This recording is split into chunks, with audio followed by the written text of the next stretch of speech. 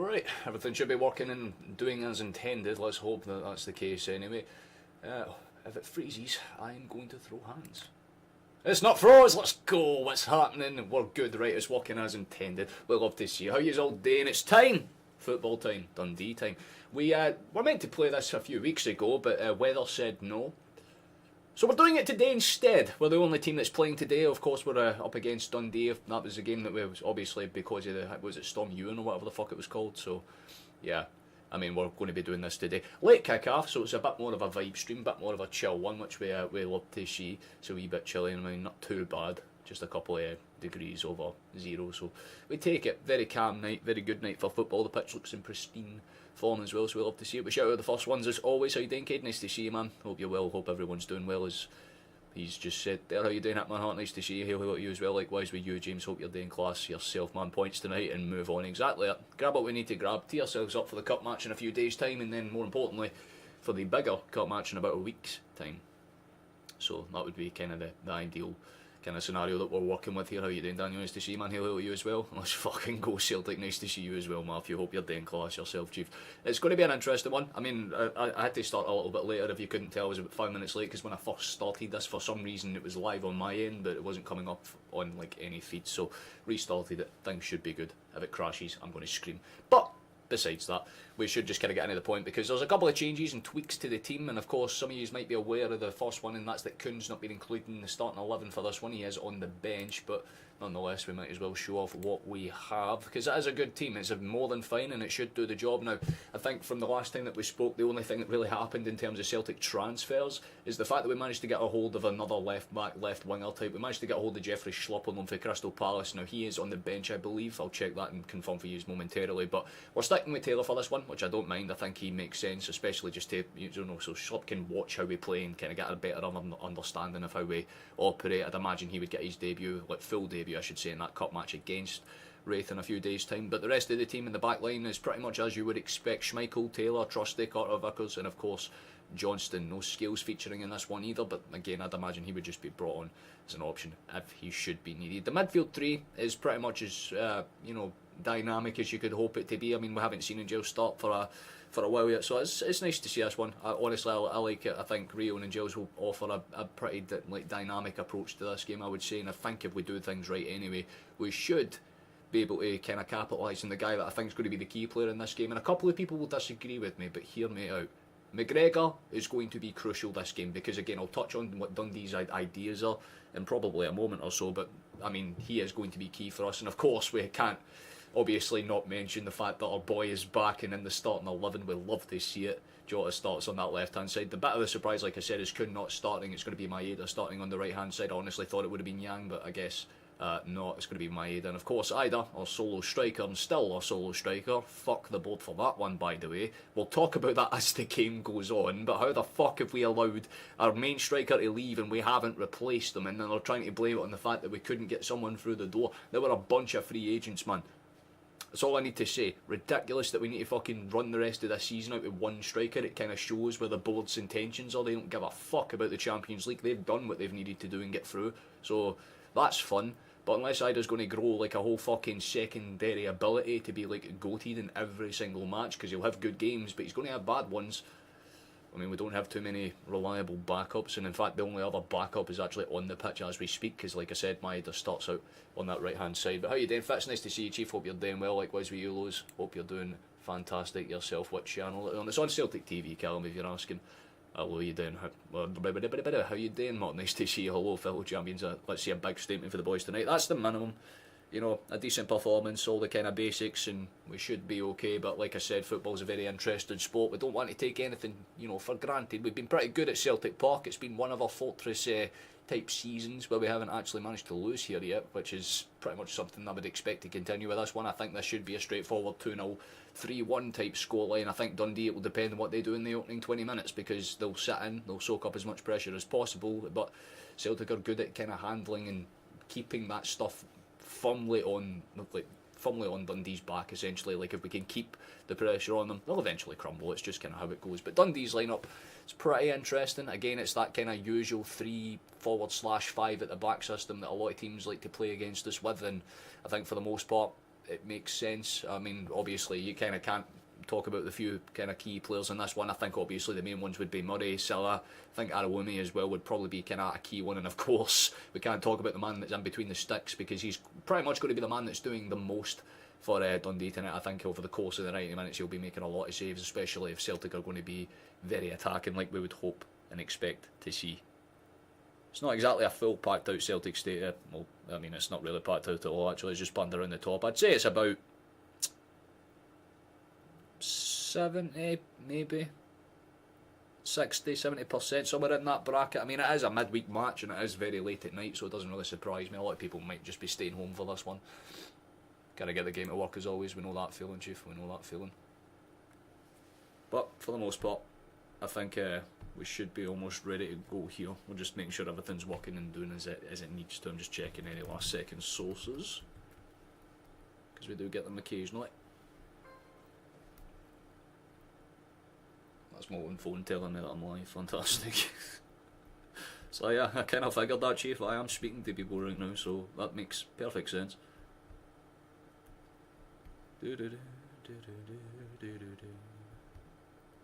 That's more than fine, yeah. Can't complain about it too much. I'm curious to see how this game plays out over the course of the 90 minutes though, because like I said, like, we can be a very good side when we need to be, as the players just walking out and out.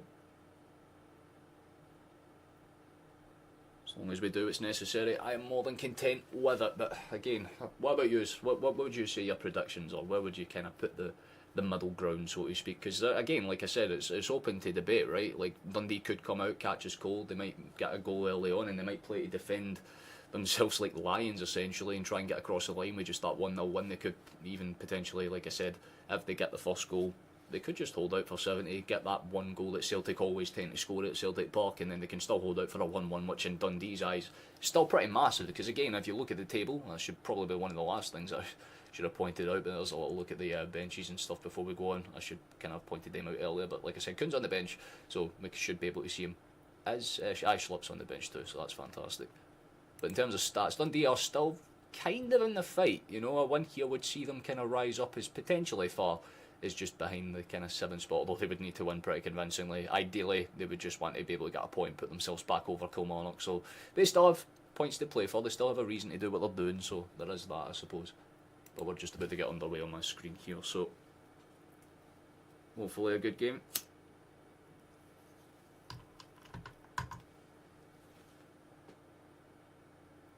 And like I said, this one's going to be a bit more of a relaxed stream. It's not going to be too high intensity. I'm not going to be doing like pure super heavy commentary, because it's a pretty relaxed game, I think. I don't think, you know, if we play over the 90 minutes and for some reason it's still 0-0, then I'll, you know, keep my mouth shut. But I think this game should be relatively comfortable across the board. So I should read out the lineups one last time before we get underway here.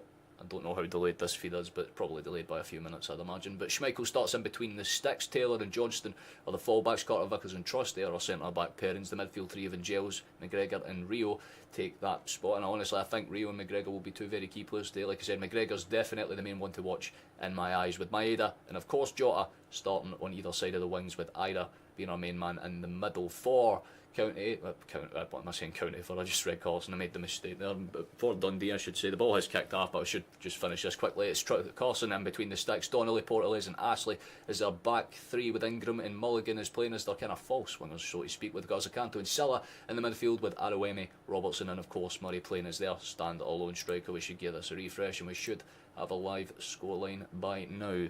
We've already sent the ball forward and Maeda's trying to get in behind, but it's kind of cleared away immediately. And that shows that the early pressure is definitely going to be in Celtic's favour. Good to see it. We should have a live feed up there. If not, then tell me and I can refresh it again. But that's a good start. Already trying to get the ball in behind, and Giles is just going to tap it back to Carter Vickers. Plays it safe.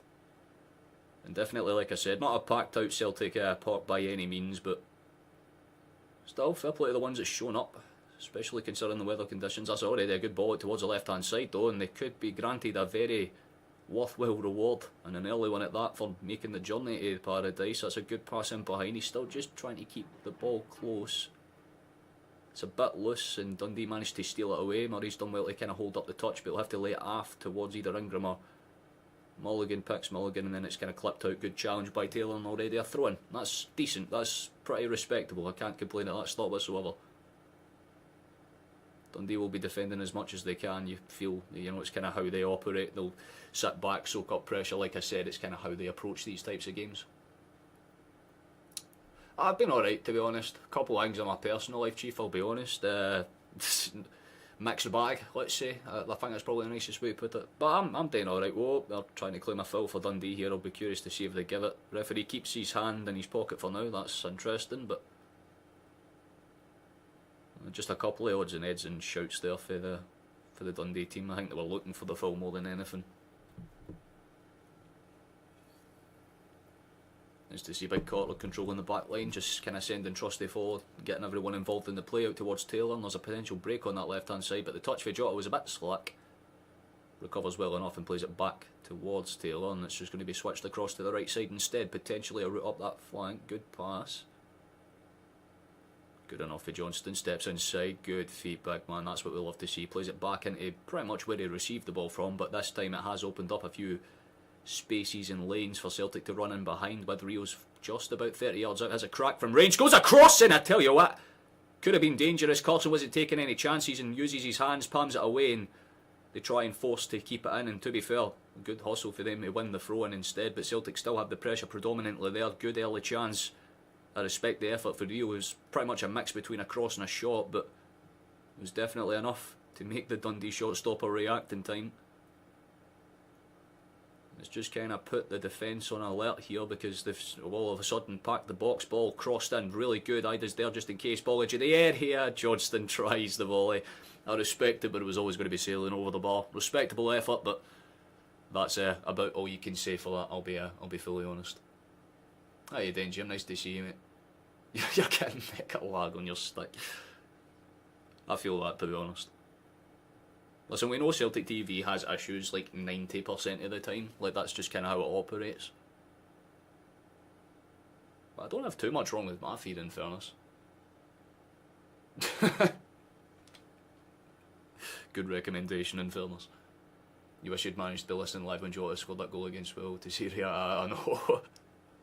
It's because, like, I was explaining to people at the start of the game as well, is like, the reason I put Jota on my thumbnail is because I know he's going to score. So to see him score, I was just really happy about that.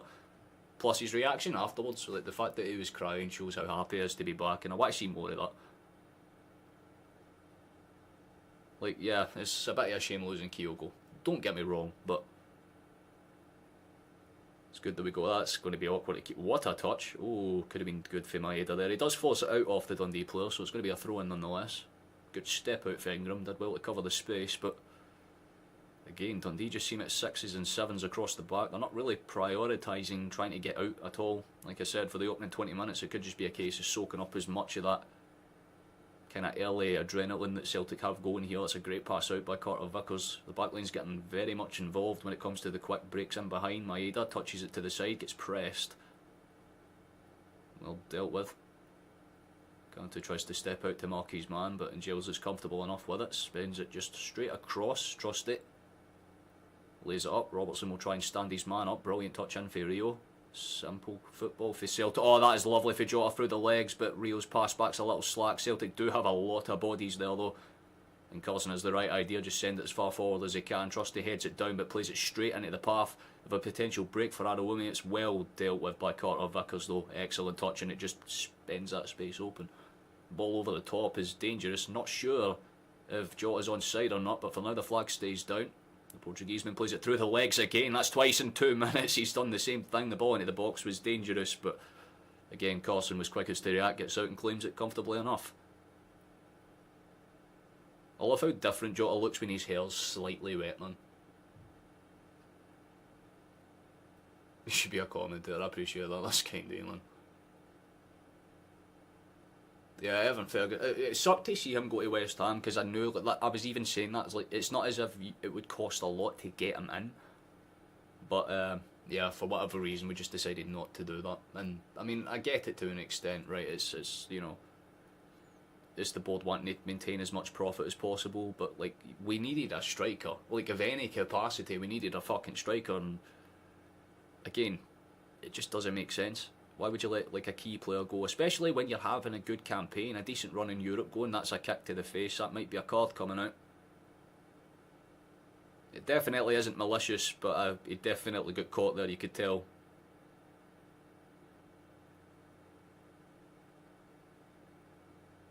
I mean, to be fair, actually, if he does get caught, it's very light, but it is still contact, I suppose. It definitely makes sense that was given. Just make sure Robertson's good, and then it'll just be a simple case of sending the ball as far forward as possible.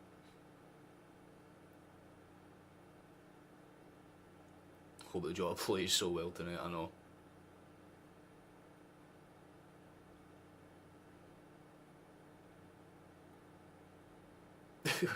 To be fair, I don't think he's spamming at all. I think you need to learn what spam is, Lucas, respectfully. Oh shit, Dundee have it in the box. I tell you fucking what, this could be dangerous. Arawimi's there. I don't understand the pass, I'll be honest. I don't even know why he was trying to find a pass in the first place. I think it was stopped for something anyway, but maybe the ball in behind was offside. That could have been something for Dundee there. We're immediately trying to break forward with it. Taylor's pretty much on the halfway line. Looks for the pass back though. Respectable enough. Carter Vickers lays it back across. Johnston looking for any open lanes. Gets it in. Maeda, lovely 1-2. The ball isn't particularly great from Johnston into the space for Ida. And Dundee trying to expose the space in behind to try and get in behind themselves. That's a great break, and again Arawimi's got past his man. Good stand up for Trusty. Gets in. Johnston follows through. Gets it clear for a throw in. Very decent work for the defence there, but a little bit slack to allow him in behind in the first place. I think now Trusty couldn't fill him in the first attempt, but he just stands the ball up, and Johnston there, perfectly timed challenge, and don't know why he's looking for a foul there. The ball was quite clearly won, but nonetheless. Greetings from Australia, mate. Hope you well. Hope you're doing fine. Oh, I mean, we know what Dundee's going to do here. It's within line of the box, so it's definitely going to get thrown in long. And there it is. Long ball into the box. Let's see if it leads to anything. It does find a way through, actually. Fucking hell, boys. Need to react a bit faster there. Schmeichel was quickest to react with the ball through, though. Could have been dangerous. Now Celtic look for a break, and that was a decent idea for Rio, but the pass was nowhere near well executed enough, and just go straight back to Carson on the other side. That was basically just like a little bit of pinball. Straight up to the other keeper. He sends it straight back into the space though. Trusty climbs all over his man, does win the ball. That's a high boot for Arawimi, and yeah, the referee has to give that because he just did it for Angels.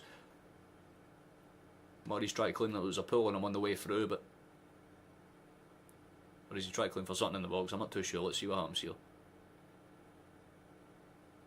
Showing that Dundee chance again. It was a respectable damn effort, in fairness. Fengram did well to force it down. We love that. We love to see that, Van de. Come on, the Celtic indeed. It's a good pass. Come on. In behind. Decent. Lovely touch for Jota. Takes his man on. Run at him, my boy. Ball into space. Decent. We're kind of just about keeping a hold of it. Takes a bounce back. There's a lot of spillages and 50s going on. Ends back up in Taylor's possession. And Gels is to look for open lanes. Zacanto again tries to step in. Robertson runs across the cover in jail, so Maeda has the ball, plays it back in space instead. Brilliant ball into the box. It's dangerous. Good clearance in the back stick again. Really good clearance in the back stick again. I'm not sure which one of the defenders was on that, but one of them had to react fast. Give him credit because that's exactly what he did. We still have it in the final third though. Dangerous potential for something here. We're just kind of passing it around the edge of the box now. That's a lovely Travella pass across the face of the area. Fangel's out towards Rio. That's a decent attempt, but again, similar to Johnston's, just doesn't really set himself with the first touch and can't really do much else with the second. Just sails it back over the butt. You can allow Johnston's because at least it was a volley. That one was a little bit better for Rio in terms of where it was, but still very much over the butt. Respectable approach for us in the opening 10 minutes or so. Channel is the game on. It's on Celtic TV, Chief.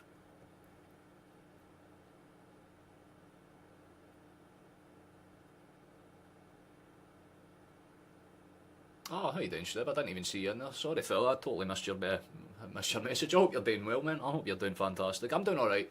Just chilling. Oi, hold on, chance. Chance! Cross! Straight into Trevor Carson's hands, damn it.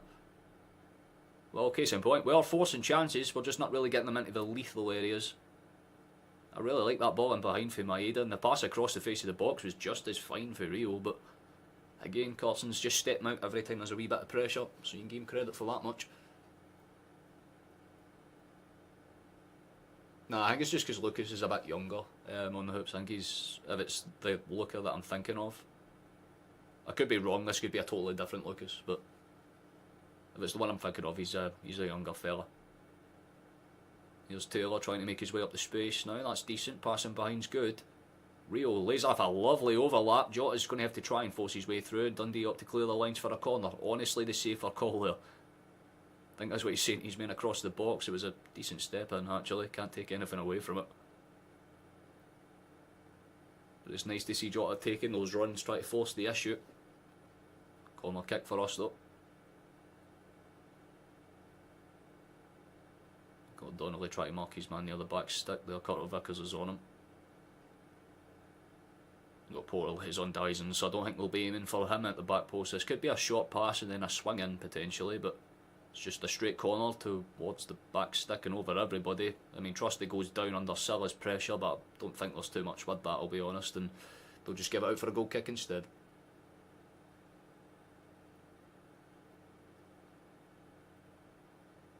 Oh, well, he's all making of the game so far, if you're watching alongside. Honestly, to be fair, that could be a check. Trusty did get hands all over him there, but I think the referees weren't really too interested because of the way that the two men kind of collided. Yeah. Awkward, but it is what it is.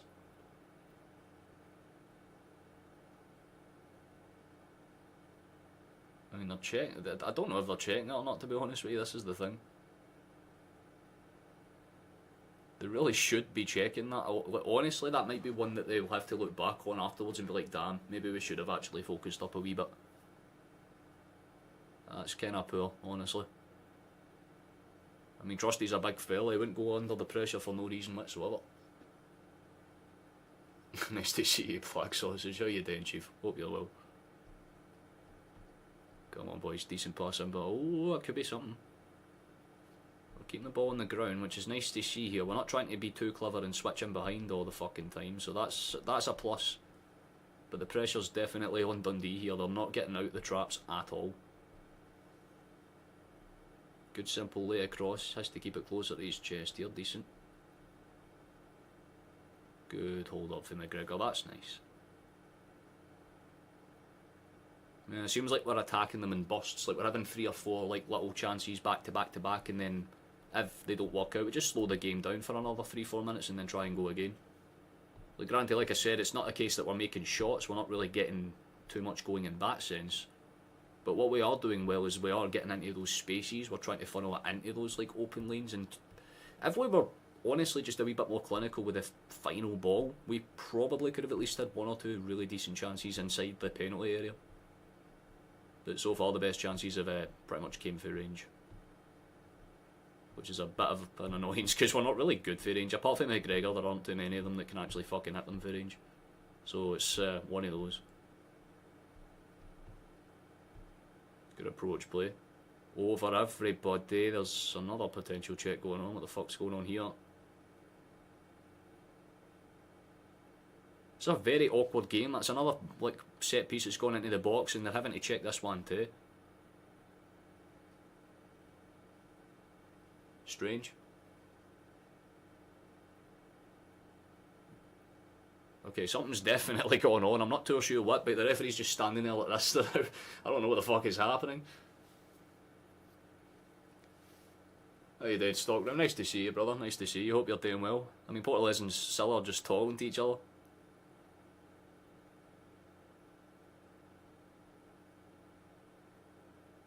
I mean, it's definitely a valid like claim to check, like 100%. I think that's what Trusty's saying. He's like, I wouldn't go down under no pressure there. But they're taking a bit of a time to decide if this is worth it or not, because again, oh, that's so awkward to tell, by the way. Because the first one looks like more of a penalty claim than this one, but he does get caught.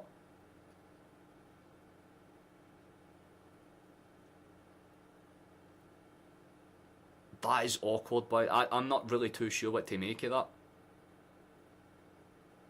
It looks like it could potentially be a penalty, because again, Trusty, like, He goes to run in behind his man.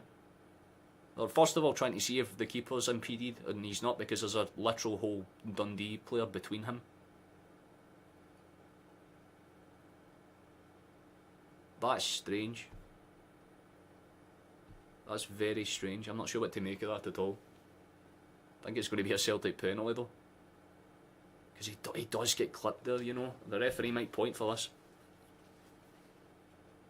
I'd be very surprised if he didn't actually. That angle right there does not really cover it in glory whatsoever. It makes it look a lot worse than it actually is. But it does look like there's a lot of contact there.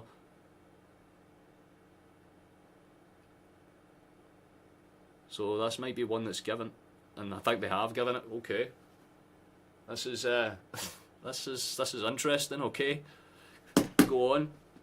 All of them's going to step up to take it. I believe he could redeem himself for his last miss against the young boys. That's very, like, I mean, it is a penalty. I get it. I understand why. But it's less of a penalty than the first one that they didn't check. I'll be fully honest. It's a confusing one. It is valid, though. So, we'll take it. It's going to be on that steps up. Going big man. Sink this like a fucking stone in water, my boy. No hesitation. No faff, no fuss. Oh, I tell you what. It's a very awkward penalty because the keeper goes the right way. But, boys... League. That was a little bit more intense than it needed to be. The fucking wait for that one to be given in the first place took a long fucking time. But Celtic take the lead and we've got ourselves something to defend. Very nice. Calm penalty for the Belgian in the end, but tell you what, man, not a bad effort for Carson at all. Has to really stretch his arm out there and still just about misses. Very, very good penalty. Yeah, man, if Carson reacted just a half second quicker, he would have got his hands on that every day of the week. So, we lead. We've got something to protect. Fantastic. Good shit, boys. Yes! That's fan derby dozy. We'll love to see it. Oh, thank you to the people that subscribed as well. I forgot I have to actually check that every now and then because it doesn't fucking update on its own. Thank you very much. Oh shit, we're in behind again. We're in behind again? Oh, back heel pass of the gods. Let's go. Pass into the box. It's not so much God. I would say it's more like a prophet's pass. I don't fucking know. Not as godly as the original fucking pass. That was lovely for Joe. The wee back heel flicking behind could have been... Could have been very nice. Arlen Giles, baller. Absolutely true. That is a fantastic name. Romeo 1 Kenobi. God damn. Oh, hucked up the field by Angels actually. Good touch. That's fantastic for Ida. Holds it up against 2 or 3 of them and gets the pass into space, but Angels doesn't react at all and Dundee just panic pass it out towards and we'll get ourselves another throw in. It was a very strange passage of play. The last 5 minutes have been very weird to watch, but we'll do what we need to do. Is Schlupp playing? He's not playing right now, but he is on the bench. I feel like we're probably just giving him a bit of a break in to watch how we play, and then he'll probably start in the cup game against Wraith. That's a good pass into the box. Silla's going to cut it out, but pressure's on him immediately. Sends it as far as he can, and it's going to be a Celtic throw-in. Still in a dangerous area as well. We can't force it. What's the outfit of this though? If you want like a systematic breakdown of Schlupp, he's a guy that can play basically all across the left side of the pitch. He's a left winger, left back. He predominantly plays left back. I want to clarify that. His main thing is to be brought in as a backup to Taylor now. But it's just because we couldn't get Tierney in on obviously that kind of emergency loan. So obviously we'll still be getting Tierney in the summer. So Schlupp's just a 6 month loan essentially, but you can basically play as a backup all across the pitch on the left hand side, so you should be good. Hey there, Michael, nice to see you, man. You have a lot of faith in either. I do to an extent, but he has a lot of points to prove. Why have we just given that? Oh, that is poor, man. Dundee have it inside the box. Chance for them. It's a good block for McGregor. Like I said, the tracking back for him is going to be very big in this game, and that's exactly why. One simple ball in behind and we kind of got caught out there. Rio got tripped and... Oof, tell you what, Dundee could have done a lot better with that. The ball into the box wasn't particularly great. I mean, McGregor just steps across to be like, no thank you.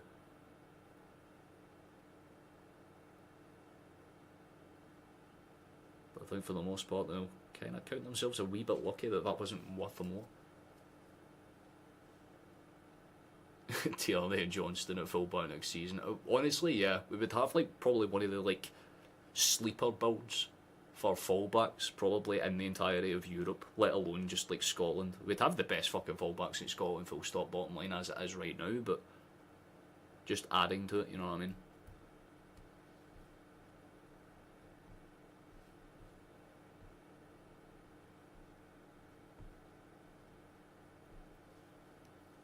Ooh. Simple ball out for the back has to be moved a bit faster than that, gentlemen.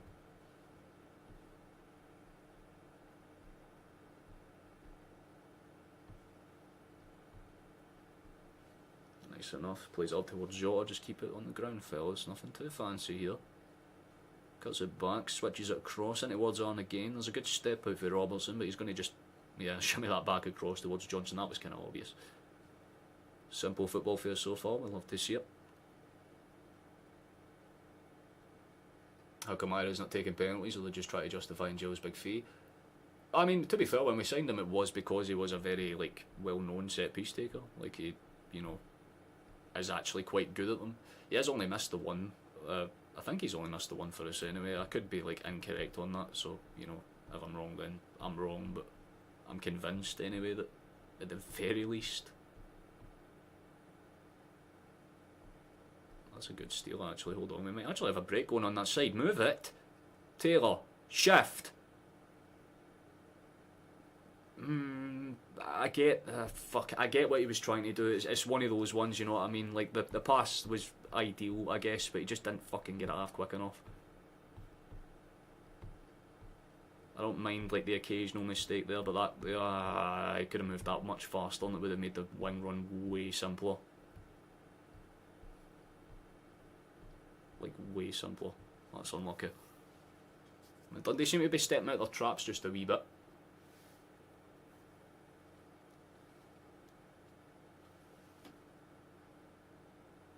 How long are we tied down to a current TV deal? I don't know the specifics of that stockroom. I'll be fully honest with you. Well, this is fun.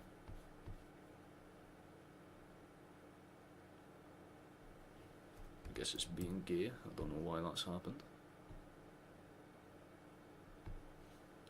Fabulous. I think I need to refresh this. Is it because I'm streaming? Is it? That's probably why, right?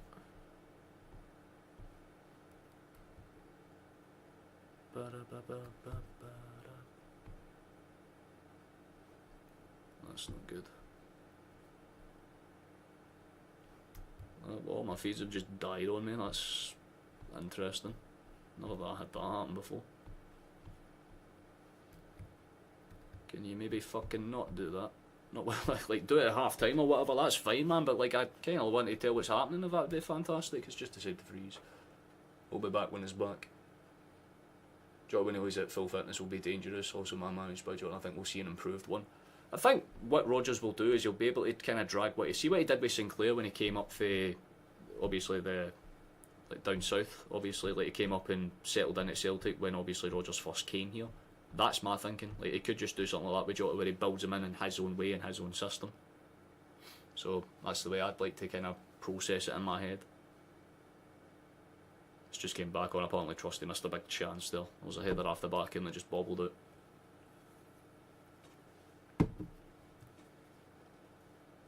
Nice, good header down. I like how Jota's getting involved a lot though. He is getting central wherever he can. He's not just sticking out towards the wings. Like a lot of his complain about that's like what Ida does. He tends to hug the wings, nothing to really open up space. But Jota is stepping in every single time. He's doing his best to make himself accounted for, and that's all you can really appreciate. Because Maeda's just then able to run inside, and it's given Ida a bit more freedom actually, because he's able to make half the ball runs, and I think that's helping him because he's not put under pressure to just hold the ball up the entire time. Like you can see why Rodgers have picked his front three to start this one. But obviously I feel a wee bit shit for Kuhn because honestly he should be starting this match, but could just be a simple case of resting him. What a cutback for Johnston, holy shit. Oh, that would have been nice if he got past the second one. He tried to do too much, but I respect it.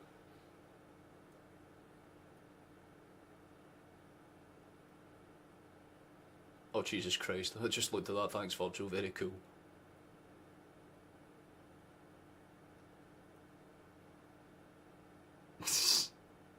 Oh, no, man. Celtic TV is a bit scuffed at the best of times, but to be fair, I think that was just like a laptop issue for me. Everything just kind of went like that.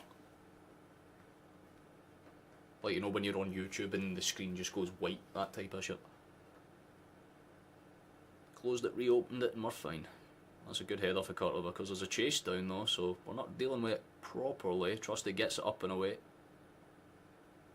Although there's a sea of blue in the midfield to try and win that one back. I don't know why the fucking Arn's going all the way back here. You got to play that sooner, son. You're putting yourself underneath. Like, that is a stupid giveaway, and Johnston has to win the tackle straight away to basically say, yo, why the fuck put yourself inside a massive danger pen for no reason there? Silly fella, but Johnston covers for him in that sense. Gilles has scored 8 out of 10 so far. So 80%, decent return rate. You like the Casper is staying for another season, but you bet Sinisalo's taking everything from Casper like a sponge. That's my thinking as well, Chief. But I think you've hit the nail on the head. It's good to have like two kind of Scandinavian shot stoppers kind of bouncing off each other, because Sinisalo will take the experience and the wisdom of the words of what Schmeichel says. But Schmeichel obviously knows that as he kind of... Oh, that's a chance for Dundee. It's popped up. Hold on, it's a bigger chance for Dundee, and it's smashed over the bar. Fuck me. Ashley never gave up on that one, and he absolutely whacked it a belter, but it sailed clean over the bar, thankfully for us anyway.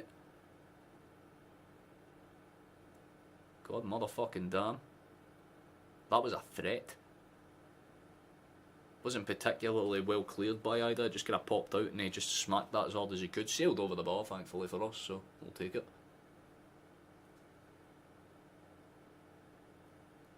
It is surprising pace. He's well able to make those runs in behind as well as being a big target man. Hopefully he keeps kicking on now and he's our #1 striker. I mean, I'd hope so too. But it ain't set sure. I think Trusty's got to go in the book for a challenge. That's a bit harsh. I think that's a tad harsh, but the referees decide to brandish a yellow card half an hour or so into this game. Well, I say that's not even the 29th minute, but... I mean, I don't get how that's a yellow card. Like, they're both holding each other's shots. Trusty's getting his like shirt pulled down. Nah, Adewumi's just a diving wee bell end and he gets away with one. That ain't a yellow card. I'm fucking sorry. That's ridiculously poor refereeing. You've taken like 5 minutes to do a fucking VAR check and then that's a yellow card. Like, brother, you ain't building a case to be particularly fucking well respected in this match so far. Silly.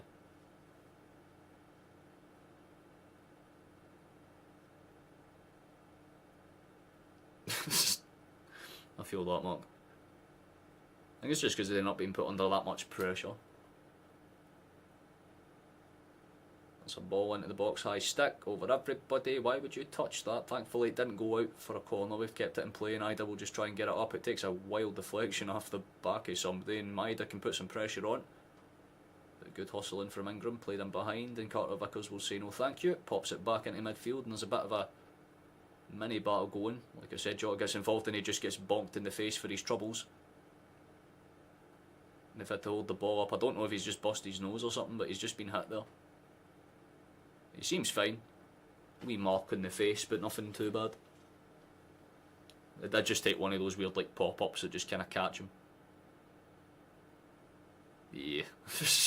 I've been there. Everyone's had that experience at like fucking, you know, like Sunday League or whatever, where it's like 9 in the morning and you get hit in the head or back of the arse with a fucking mitre ball.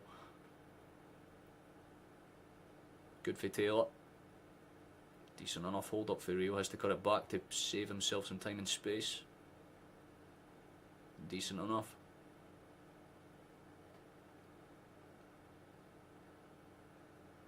Hopefully Kenny gets a look in for the cup game. Maybe. I'd say that would be the game where you probably bring on like him, Schlupp. There's some other good examples. Probably McCowan. Like all the kind of rotary players that kind of deserve minutes. Maybe Sinisalo gets a start then as well. That would be kind of nice. That'd be very useful. You were watching the Arsenal and City game the other day, Tierney looked raging on the bench. If I was Tierney, I'd be raging too, because you basically get 6 months of your career, when you're meant to be in the prime of your career, should I add. You're basically just sitting there, wasting away. when you know that you want to go and play football, you know that the club that you're going to in the summer wanted you, but Arsenal literally just blocked it because they couldn't be arsed signing a left back. That's literally it. That's the only reason we didn't get him earlier. So it's frustrating in that sense, but at the end of the day, I mean, it just makes it more impassionate, because it means when he comes back there's more of a point for him to prove. Like this man here that's just on the ball, Jota. Manages to kind of hustle, keeps it in play. Nice, lays it off, and Rio will just steal it back off him. Brilliant, fantastic for Rio there, actually just calms it down. Very calm performance for the midfield so far. McGregor's been basically everywhere, which is always nice to see. And Rio's passing, well, slack sometimes, for the most part has been very, very good. And of course you can't take any away from Orange is the reason we're leading this game after all. Put the penalty away, that's a good break in behind, chase down. He's going to have to get there first, should whip the cross in as soon as he can. Opts to lay it back though, that's kind of the problem that I am having this half. Here's McGregor. 1-2 lay off, has to do like a skipper's touch, and he gets past his man into the box. Please, someone, Rio, what's that touch, big man? Shoot the fucking thing! Yous have had about 20 minutes to fire that ball and you failed.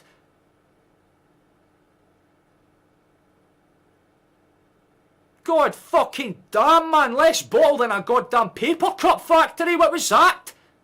You had about 10 minutes to get the shot away there, Chief. Respectfully, you should have done something. I was just giving you praise as well. You bastard, man. Fuck it, I literally speak it into existence. You wouldn't let Cummings anywhere near the park, let him shuffle off to a club that doesn't even own his ground and sit in the stand eating his jelly deals. Oh. Ida, is he onside? Not sure if he's onside or not, but the referees have allowed it to go on. And eventually it's been pulled up for offside there, about 30 seconds after it happened.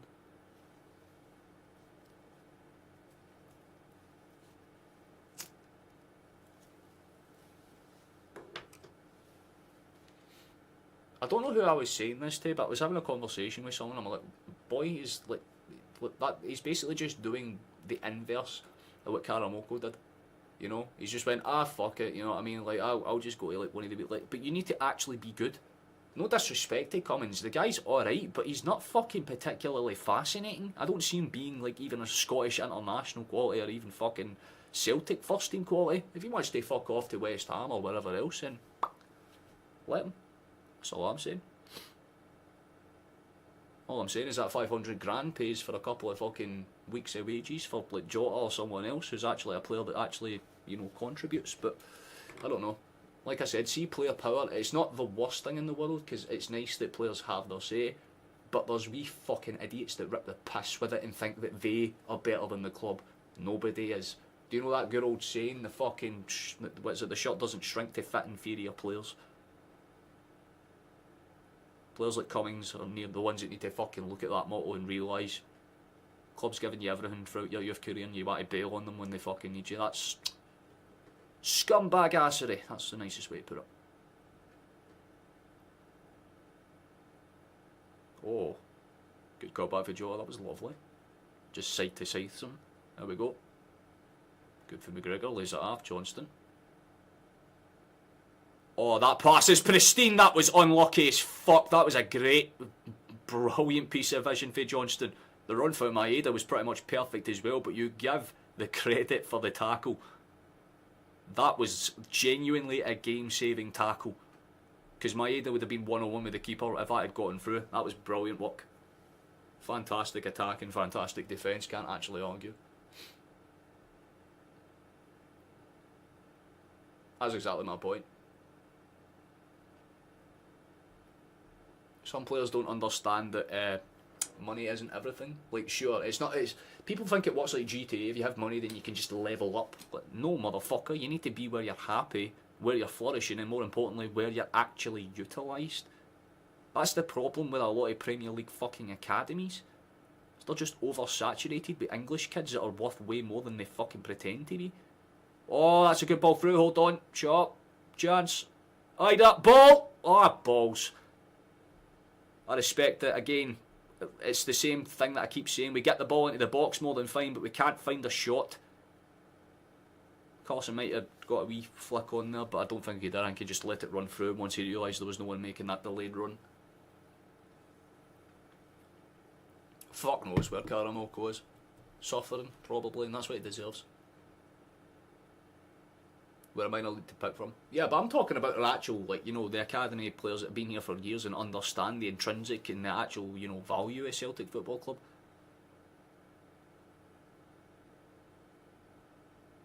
But there's just some kids that think they're worth more than they are. That's all you really need to say. Taylor gave Jota a decent ball tonight. Him and Taylor have been fantastic down that left-hand side.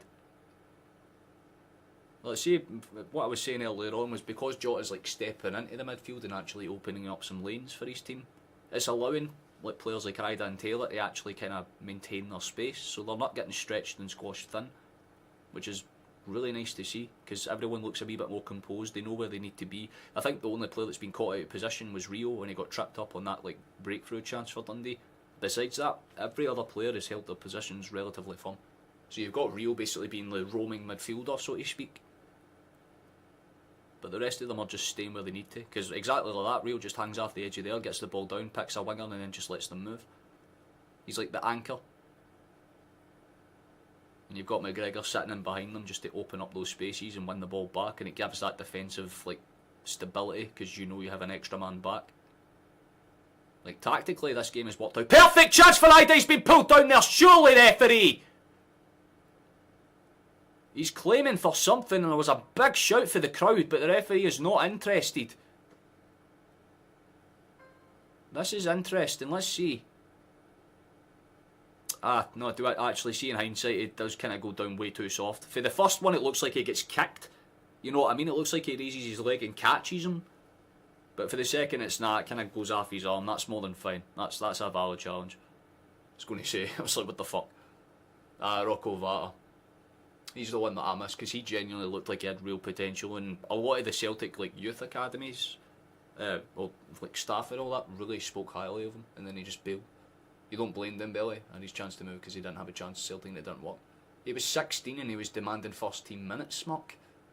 He thought he was that good that he wanted to wipe players like James Forrest off the pitch. No fucking offence, but Forrest a few years ago was better than Karamoko will ever be.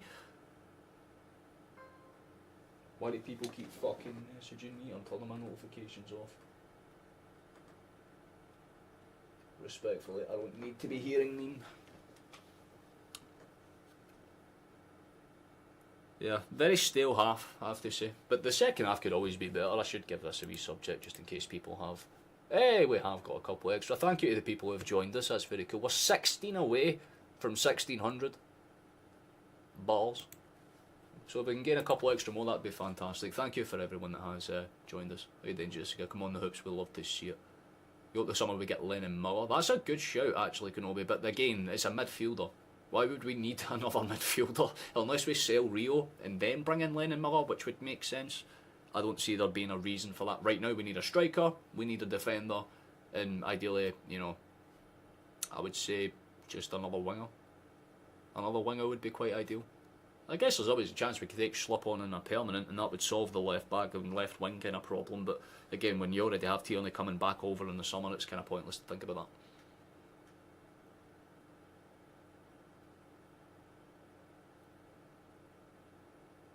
Oh, he was demanding time. It was because there was that big talk about was he going to be a Scottish international or an England international, and there was all those like highlights for his game against like I think it was Barcelona's youth team.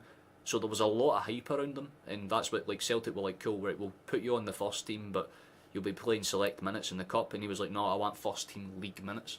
And we tried to give him that because we played him a few times against like Kelly and stuff for like 30, 40 minutes, but he just never performed. He did nothing of note, so we didn't play him after that. It's like, no offence, if you want game time, you kind of fucking have to, you know, earn your keep.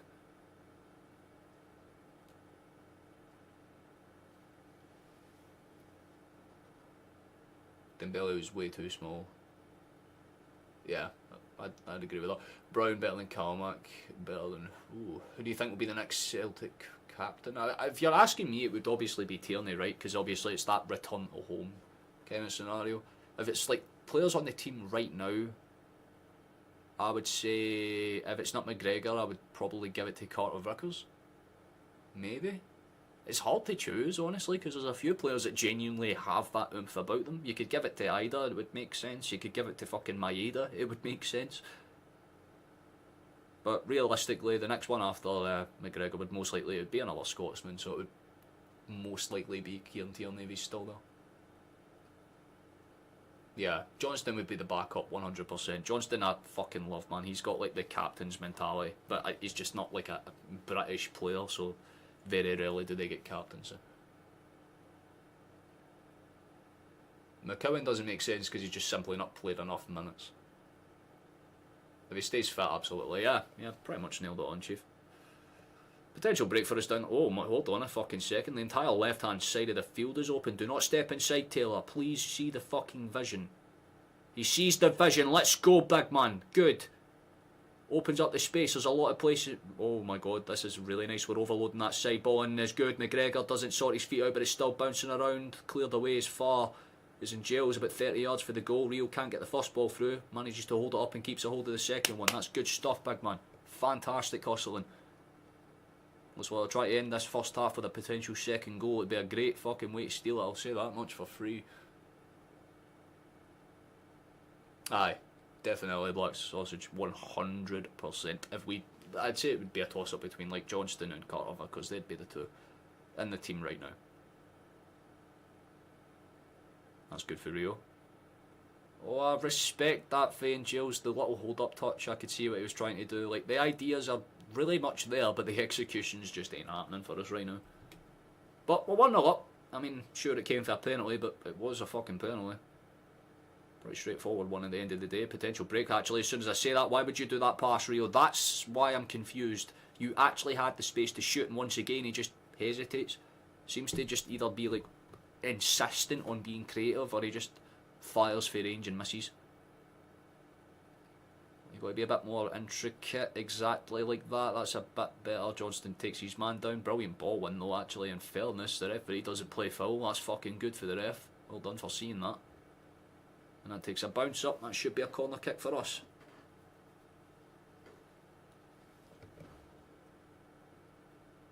I like how Jota's hair changes anytime it cuts back to him, because it was raining when the game started, and now that his hair's dried a wee bit, it's starting to like puff out again.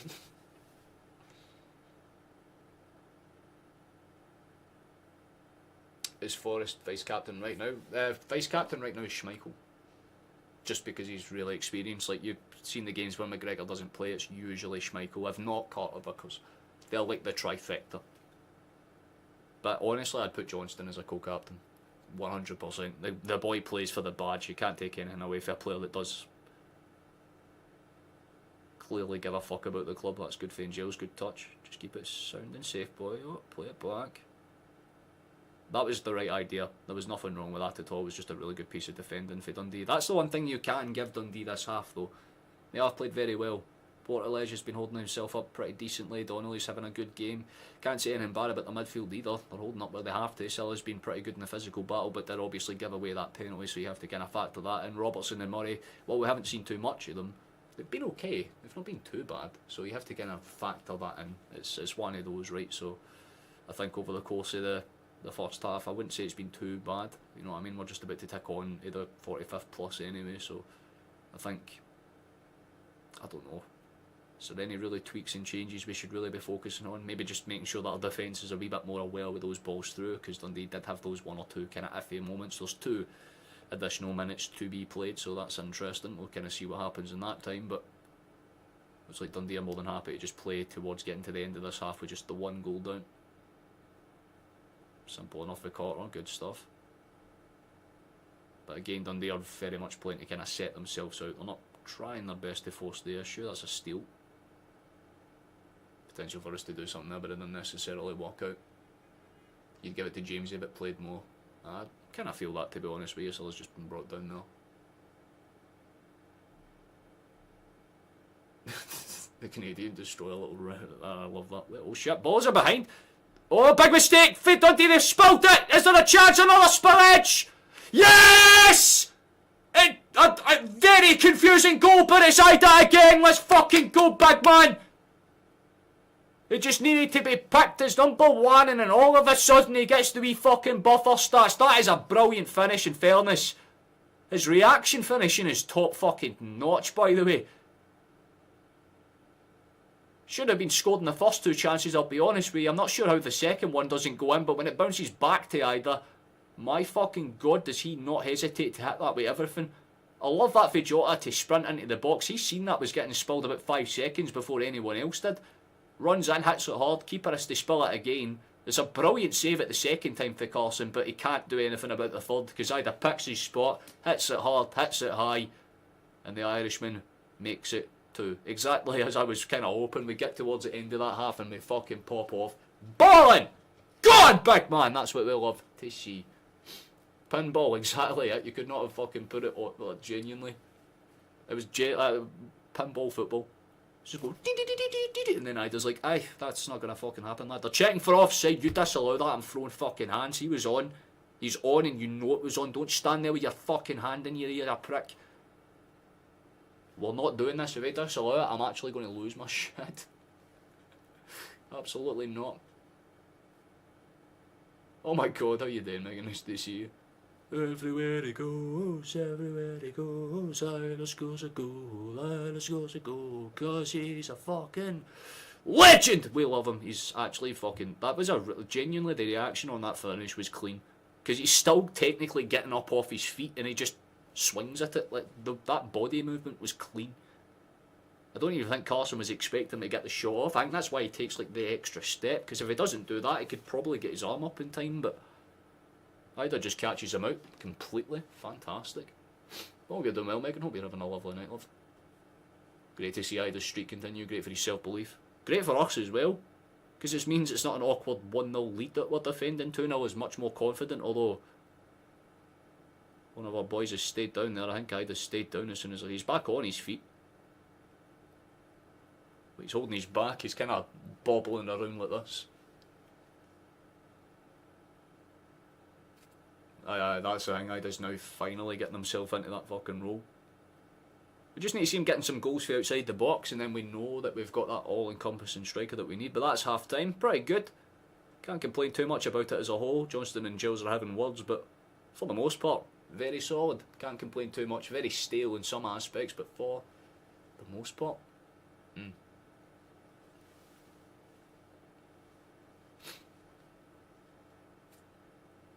as long as the delay's not by like too much. It's just because this one is by like a minute and a half or so. Apparently Hamza's, who's only played 20 odd games, is worth 25 million. Oh, of course. Of course it is. I mean, they say that about everyone, don't they? Like, Morelos was 30 million, Kent was 25 million, fucking everybody else is like 650 million, and it's like, no they're not, they're worth 10p and a Fredo, maybe a fucking handshake, a firm handshake, you know what I mean? Like, don't get me wrong, like, Igamani's very good, like, he's a solid player, but he's not doing anything different than what fucking Daniel Candias was doing a few years ago for Rangers, and, like, you know, overhyped. I guarantee you, once he gets into that position where he does actually play like consistent Euro football in Europe, that's when you base it. Watch how they play in Europe. That's why I know Kuhn is a baller. That's why I know Kuhn is a better player than Igamani, because the guy is consistent. Like he's either really good and scores 2 or 3 a game, or he doesn't do anything for 5 or 6 match days at a time. That's Igamani. Right? It's only just because he's coming into form he's apparently worth all this money. If that's the fucking case, I'm worth 13.5 million, man. Get me signed up.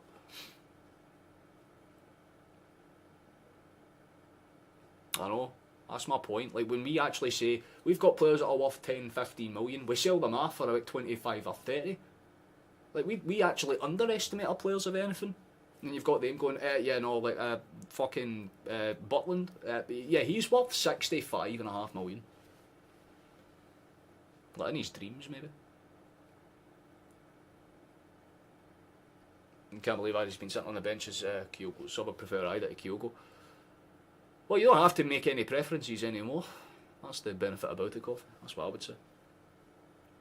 That Ida's a 50 million player, 100%. I think, I mean, I love that. It's not true at all, but I mean, maybe 15 million now.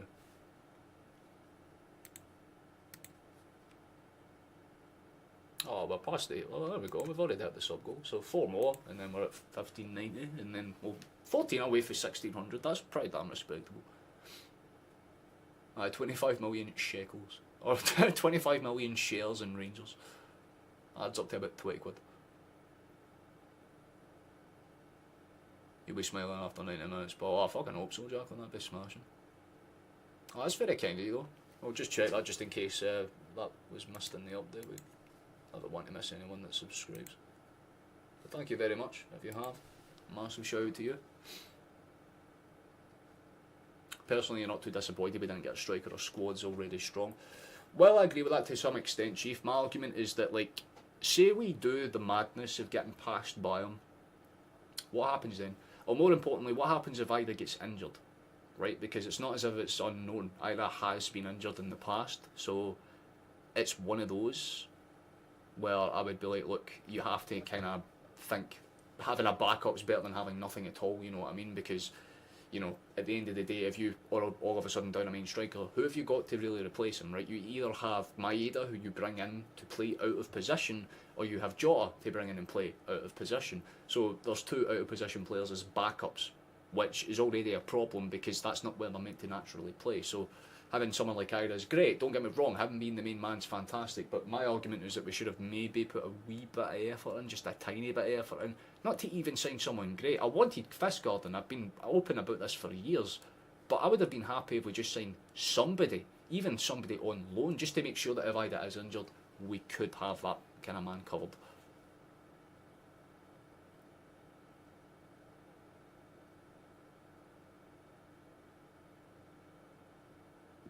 That's an incredible way to describe his name, Craig McLean. Holy shit. Fantastic. That's amazing. Please never say that again. I need to actually erase that from my brain immediately. Either should have been playing more. I guess so, but again, someone mentioned it early on, it's because he didn't have his confidence. Like, he was missing chances, and again, like, it seems that people's brains just forget because ever since he scored against Aston Villa, everyone's like, oh, Ida, you know? Like, I get it, but though for the 2 months beforehand, the man was missing about 2 sitters on average a game. So it's not as if the kind of foundations of us going, is he main striker material? Like, he has to be now. It's not because we've decided he's the one. It's because we've just decided to get rid of Kyogo, went, fuck it, you're our man to the end of the season because we've already done what we needed to do.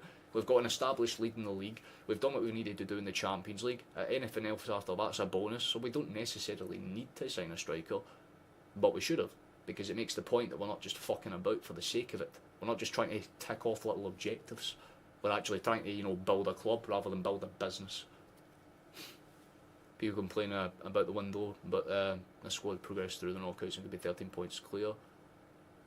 Rogers not panic. Well, yeah, I guess so. But again, we had a pretty sustainably easy route to the knockouts when you consider that 3 of the teams that we beat didn't qualify. So you have to think about it like that. But for the most part, yeah, like, we've got a lot of positives going our way. We still need to fucking fix a few things. So that's the way I look at it. Best podcast. So, oh, that's very kind of you, Jacqueline. That's very kind indeed.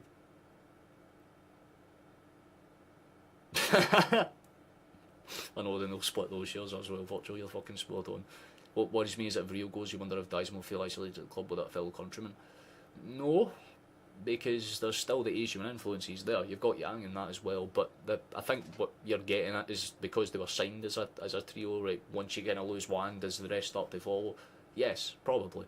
But again, Dyson's comfortable at Celtic and he's fit into the system fantastic. Rio is a key player now, has been basically since he's fucking came in, so you have to look at it you know, like that. Like Kyogo, he was already, like, I mean, people forget this, the dude was 30.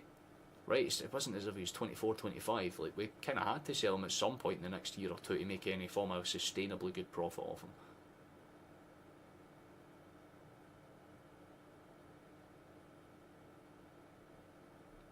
Yeah, and again, as Coffee's just kind of said there, it just opens up the door to allow someone else to come in and maybe make that case for themselves.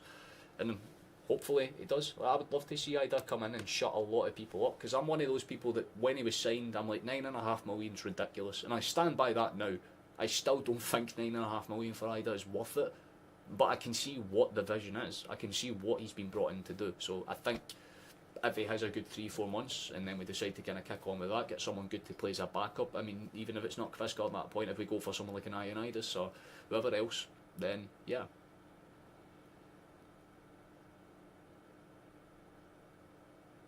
What's your score prediction? At the start of the stream I said this would end 2-0 or 3-1. 3-1 if Dundee decided to start the game well, but 2-0 if not, because Celtic will just do what they had to do in the first half and then slow the game as it kind of ticks out. Because again, we're not really going to be trying to put full energy on, especially with the game that's coming up a week from now. So it's more a case of get the key players up to speed, take them off, run them out until obviously the game's done. Then we've got the cup game against Wraith, which is what I'd imagine we'd bring Kuhn on obviously as a starter for that match, but we'd bring on the rotatory players, you know, your McCowans, your Slops and your Ralstons, those types, your Scales, and they'll play against Wraith, and that just makes sure everybody's fully fresh, fully fit, fully ready to go for the game against Bayern. Everyone forgets Kyogo often needed 4 or 5 big chances before he even scored in games, and he played in the first team all the time. Yeah, he still had a decent return, but that's my point that I'm making with Ida as well. It's like he will miss chances a lot, and people will just make the same comparison. Oh, we need a lethal striker. It's like, yeah, but different strikers have different outputs, you know what I mean? And so far, I mean, I can't really complain about it because Ida's settled in more than fine. He knows what he's there to do, and I think because we're not having to switch between what a former way we're getting the ball into the box, because again with Kyogo you couldn't really cross it, because if you did, Kyogo's not going to win that header unless it's perfect. But Ida can win at least a knockdown because of his height, just naturally, so he can just head it to the edge of the box, and that allows over encumbering runs. With Kyogo you couldn't do that, because if he missed it then you would have to be set and ready to basically defend the break, and because Ida's good at holding the ball up, we're not having to defend the break as much, and it just allows us to have a bit more creative freedom on the ball. I mean, you realise anytime Ida starts a game we tend to have more possession than we do with Kyogo because of the way he holds the ball up. That's like, if you actually sit and watch the way the two of them play, they're two very different players, so there's no point in sitting comparing who was better, because it's like comparing who's better between Messi and Ronaldo. It's like saying, do you want someone who's creative and can actually get you a passing behind, or do you want a genuinely lethal goal scoring threat? But people have preferences. Some people would say Messi because you want someone that's a team player, but some people would say Ronaldo because you want someone that can fucking pop a header in for 60 fucking yards like it's nothing. So, you know, it's always up in the air. You'd have liked to have kept him towards the end of summer, even I'm not happy Kyogo is better at the back than no Kyogo at all. Yeah, that's my point as well. I feel like we could have made like a pre-contract situation where we could have went like Rangers can take him, but it will be at the end of the season, and it's like a obligation area, like 5.5-7 million fee, and at least that makes it worthwhile. But I guess the board just wanted to get that extra bit of profit in, because in their head they're like, well, if we send that off, then we basically just got Jota for nothing, and that's pretty good. We still make a couple million in profit, and that tees us up nicely for the summer.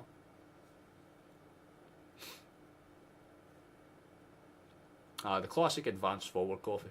Couldn't have put it better myself.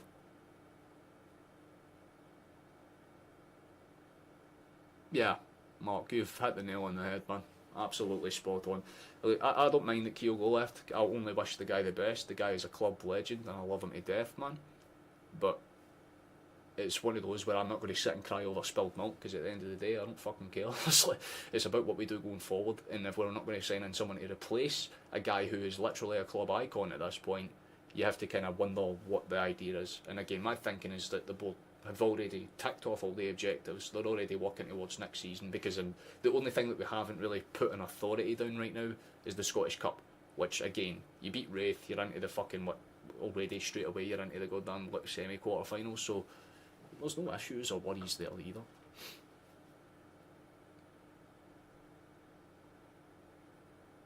Yeah, I mean, we wanted Iniacho, he ended up at Middlesbrough. We wanted Kvistgaard, but Brøndby wanted 2 extra million, and we couldn't make those ends meet for some reason, even though, again, we had all the profit in the world to do so.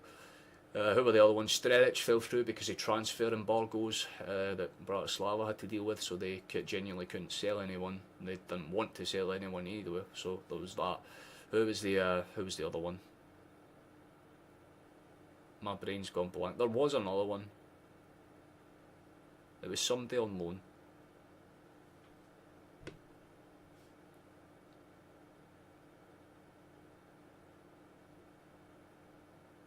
I don't get why people hate Kyogo. Scott was doing this in the Discord earlier on, by the way, the older fella that's in there, he was like genuinely raging, like, oh, what, Kyogo's career deserves to fall. What the fuck is he, like, Kyogo has done nothing wrong.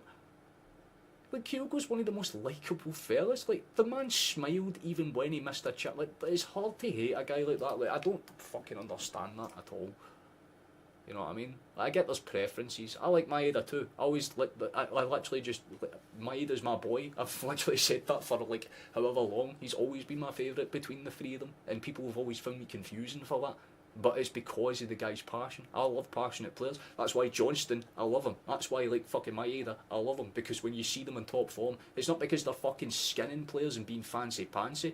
It's because they just get stuck in. They understand the fucking game and they go for it.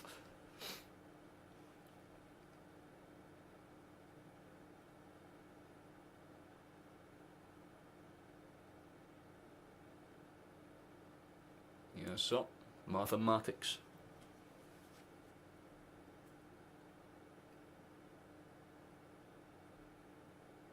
Yeah, he's 30 and wants to make a bit more money. Exactly that. Like, he's already cemented himself, and again, the way that I'd look at it is that he'll go over to Rennes, realise how shit it is, and then he'll say to everybody else, he'd like, you should all consider transferring to Celtic. They're very good, you know?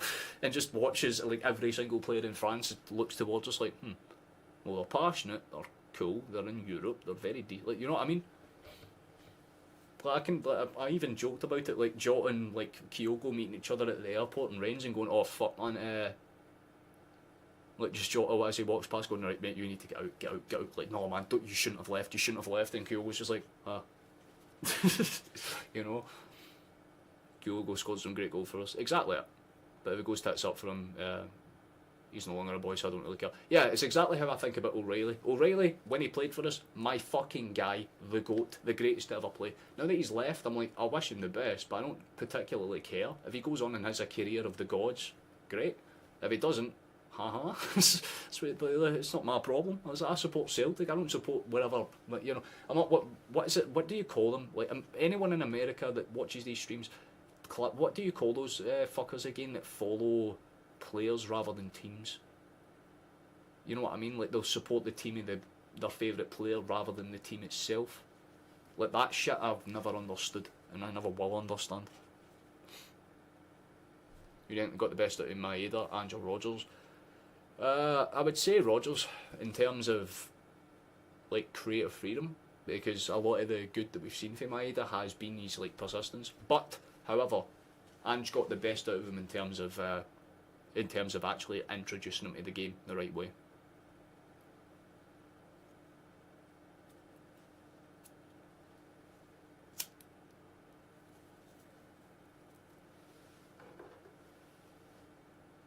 Just think of the money Brendan will have to spend in the summer. Oh, just a good 65 quadrillion dollars. Just buy like Messi or some shit, I don't know. The second half's going to get kicked off pretty much instantaneously. We've got Ida out and all that good jazz right there. And gained 4 more subscribers over the course of the half, then we're on track to, literally as soon as I said that, that's fantastic timing. The gods helped me on that one. Well, 3 more subscribers and we've hit the sub goal for this stream, so thank you very much for that.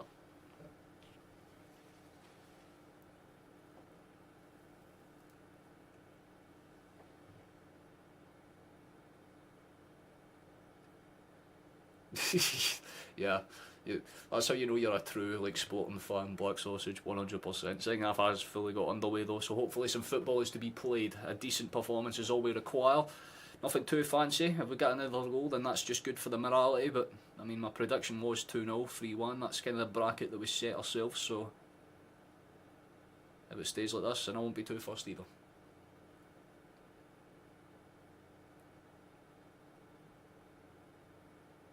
All the big names, aye. Just bring out the fucking, like, invest the money into, like, I don't know, cloning technology and just steal the DNA of Messi.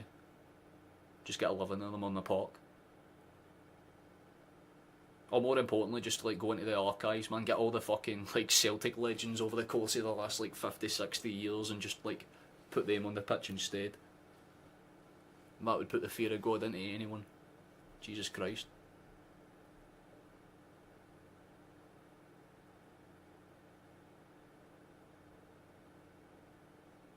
that's my point, because it's business. It's not sport over there anymore, it's literally business. You know what I mean? Like, I remember being a kid, and what was the name of them again? I think it was a baseball team. I think they're known as the Cleveland Guardians now, but they used to be known as the Indians. And I remember it because of the fucking film, that stupid fucking baseball film that Charlie Sheen's in, where he walks out and it's like Wild Things playing. Because I always remember that, like, that thing. That's what got me into baseball, I guess, because I'm like, that's cool. But aye, they used to be called the Cleveland Indians and all that shit, and it's like, they just change whatever. Like, they don't give a fuck. Like, imagine if Celtic came out and went, we're no longer going to be called Celtic, we'll be known as the Green and White fucking Delight or some shit. You just lose your shit instantly. Let alone if they were like, yeah, we're going to move to Glasgow, which is like where our hub's based, where the charity that founded our club was based, where most of the fans are based. We're going to fucking move to, screw it man, Aberfeldy. We're going to Aberfeldy. That's what they paid us the most. Oh, that's a chance for Dundee. They got a pop-up pedal and that's about it.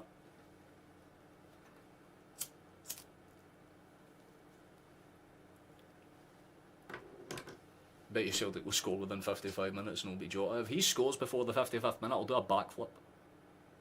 I can't do a backflip and I'll probably die attempting it, but I'll try. It's a good pop-up. Steal it. Nice. Comfortable enough, and we've got it. Comfortable. We love to see it.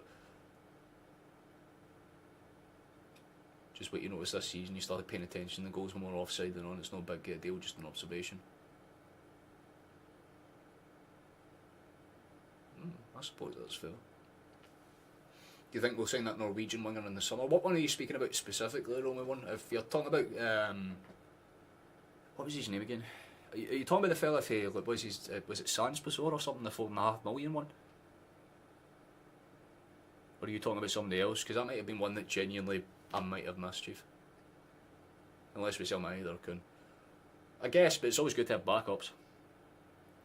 That's the way I'd look at it. Okay, it's the one I'm thinking of.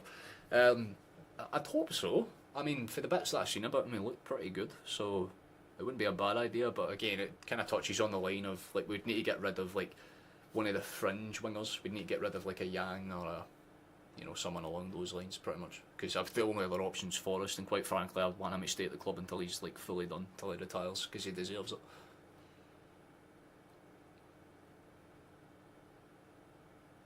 I know any more winners and we'll load my KFC.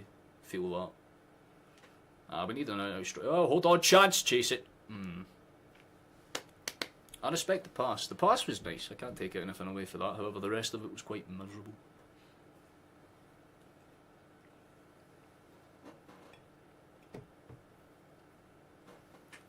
Wait. Ooh.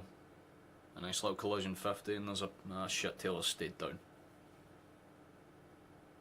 Yellow card comes out for Mulligan. He doesn't look too happy about it, but I mean, he did kind of catch him a little bit late. There was a bit of a strayage towards the ball there. Definitely a yellow.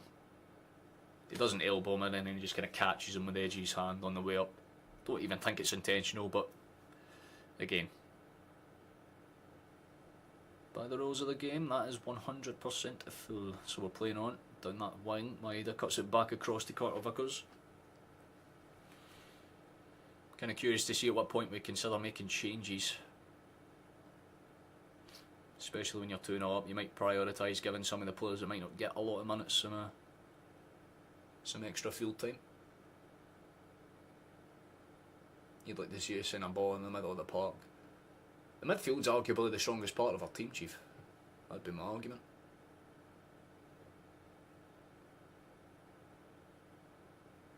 But I mean, I'll hear you out. Say it's like 25 million, that's the budget that you've got to work with, right? Say like that's what the board do. Like, you can buy two players, about 12.5, 13 million each, to like strengthen the team and make sure they're up to speed. Who would you go for? I'll leave that as like an open question, right? Because again, people will have different opinions. Because I would think towards getting a striker, maybe a bit more of an in-depth kind of body at the back in the centre-back position, just in case.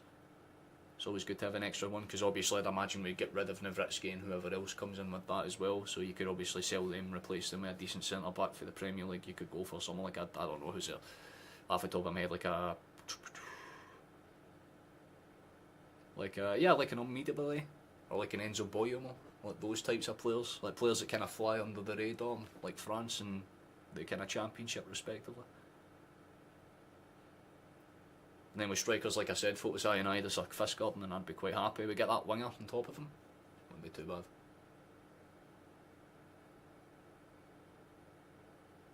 Oh, it'll be a massive loss when we lose Forrest, just because of the type of character he is. He's one of the nicest fellas I've had the pleasure of meeting.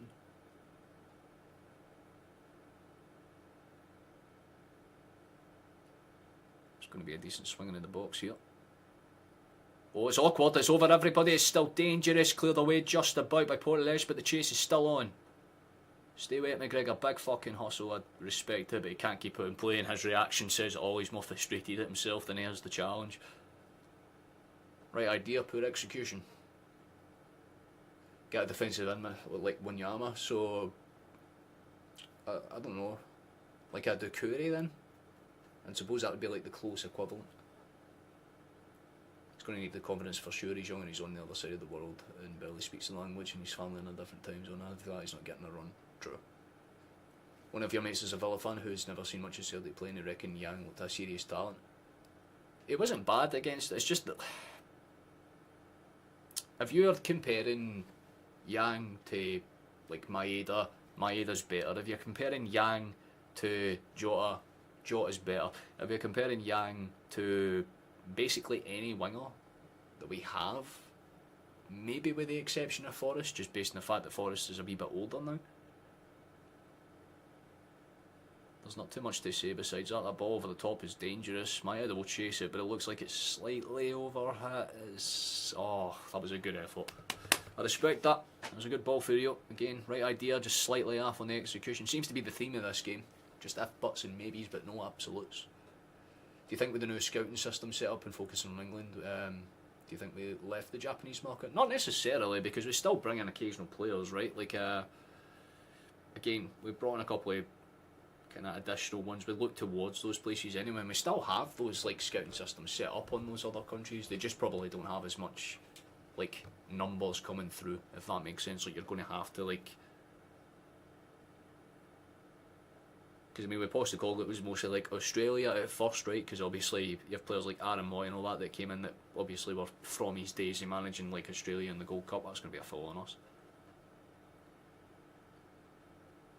Dundee are getting a bit stretched and thin here. They're not too happy about this. But as if, I mean, he's fucking arm around tied up. You're dragging him to the ground like you're going to fucking get decked here, chief. Well, apparently it's 3 according to Christoph. We'll see in a second or so. Trusty's got it. Spits it across. It's an interesting ball in. That might have slightly ruined the moment, but we'll see. Comfortable enough for Carter, still just maintains it in the halfway space. Very comfortable, could go up for an open pass instead, goes towards Taylor. Good for Joa, simple feet, steps inside, dips over everybody, and there's that chance, and it's a brilliant header for Tyson. Nearly puts his fucking life on the line there to get towards that back post because he knew he was colliding with it, but he gets the header on it, and it's a lovely, lovely goal. What a pass for fucking Jota, by the way. That was superb. Can't add anything else to it. That is a genuinely nice finish. Lovely ball over the top. Running behind for Maeda was about as calm as you could ask for. And he pops it in. Celtic 3. Dundee 0. Fabulous. Told you, this is why he's my favourite one. Was the backflip in. I said if Jota scored before the 55th, and it came after the 55th, just about. The assist means like a half backflip, so I kind of do like a man. There you go. It counts. It was a fantastic ball in for Jota, though. Can't take anything away for that. They're going to check it potentially for offside, but it looked on for the initial ball through, I'll be fully honest. Be surprised if this is a check that takes more than a couple of seconds to do it. Yep, and that's pretty much it. They just had to double check in case, but he was clearly onside for the first replay, so.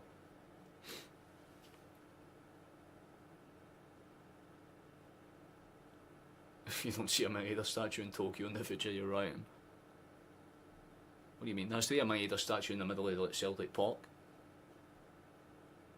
Like, see, anytime a game finishes, like the fucking, like, that, like, see the kind of halfway, like the circle in the middle of the pitch, it opens up, goes down, and then like statues come out for the bottom, and it's just like all the best players of all time.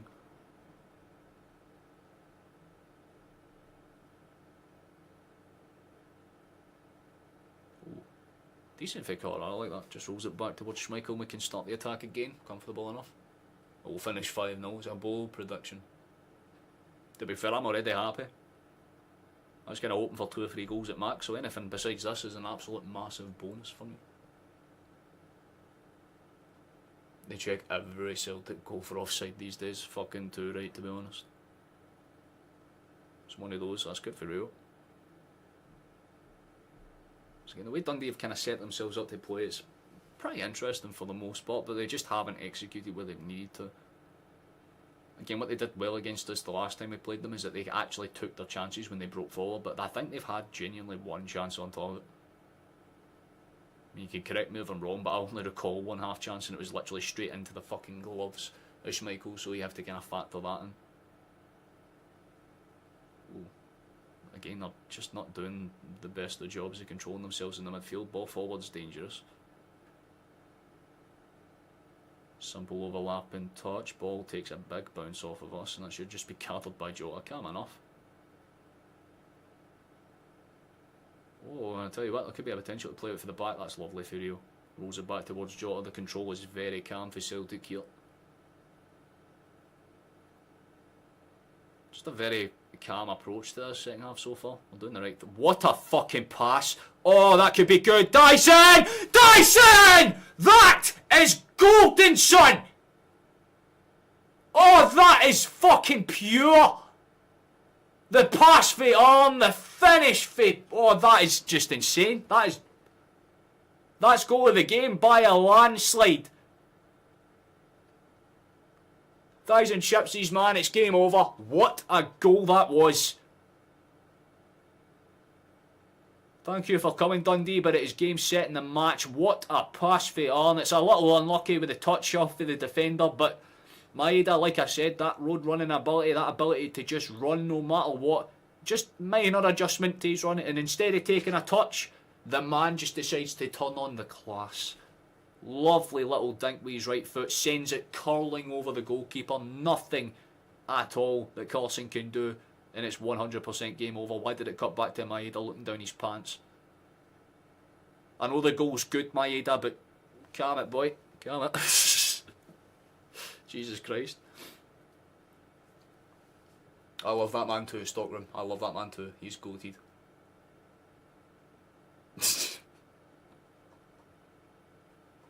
Calm it down, Stevie, man. The end he's going to pop like a balloon. Fucking brilliant goal that was, man. Just, I was not expecting that pass to be executed as well as it was. That was fantastic for him.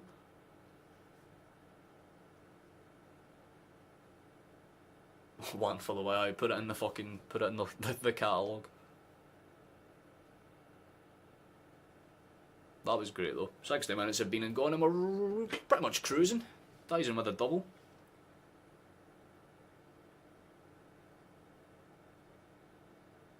Nice to see that the man has his Maeda hair buff, exactly. +2 charisma, +2 efficiency.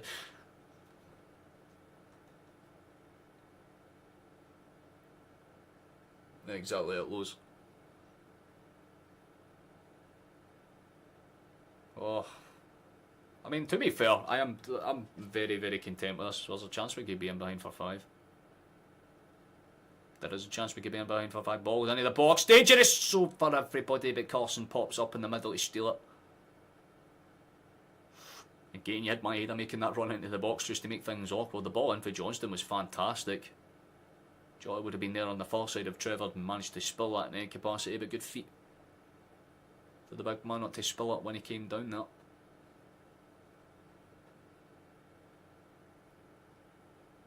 That's the thing, aye. Horn's starting to find his feet and find what he's good at doing for the Celtic team, and that's, from what I'm seeing, set pieces and long range passing.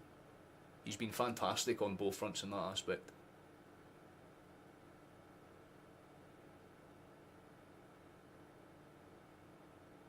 Maeda player of this season, no doubt.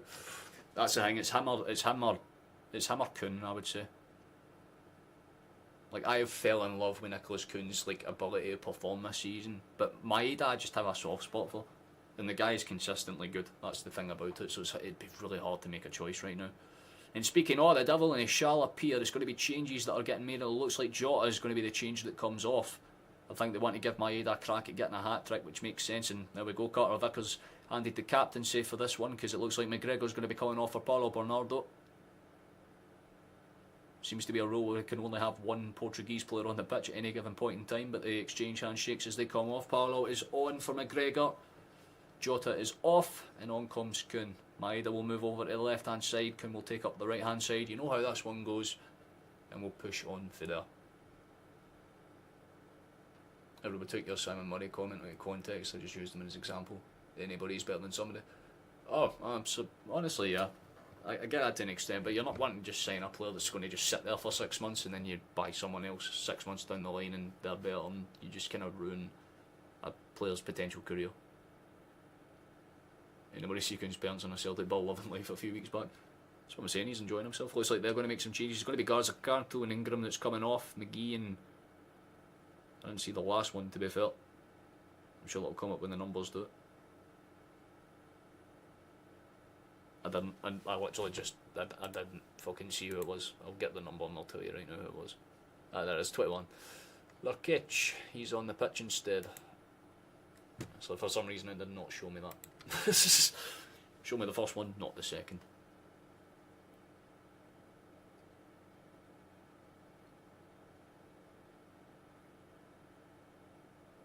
It's not that Kuhn's inconsistent, man. He's brilliant. It's just that, like, Maeda's always going to give you like a 7 or above type performance. You know, he'll kind of dig his heels in. See, if you want a good example, that game against Dortmund, because even though we lost that game 7-1, Maeda, at least until about the 60th minute, when he realised there was literally no point, ran his heart out, tried to get on every loose ball, even when we were fucking 3-1 down, 4-1 down, when we went 5-1 down. He was still chasing every ball, and then obviously the 6-1 went in, and that's when he turned himself off, but that makes sense. You're not going to be in it at that point.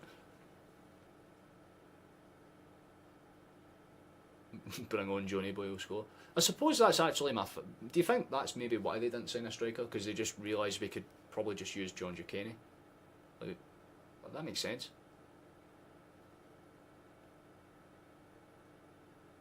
Do you think that maybe that's what happened? Rodgers like sent in, it's like, listen, I need you to put a bunch of players and I need to sign them as, you know, JK, haha, and they just mistake the JK for fucking Johnny Kenny and like, we have him, you don't need a striker, Brendan.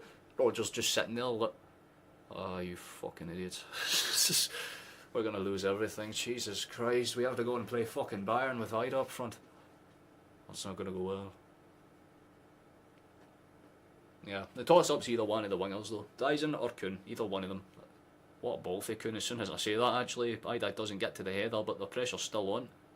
On tries to force it, takes a pop-up, cleared away. Okay, with the ball overlapping, and there's a breakout from the back, potentially for Dundee, but Carter just steps in, wins the ball comfortably enough, and actually it comes off the Dundee player, so he wins the throw-in too. Fantastic.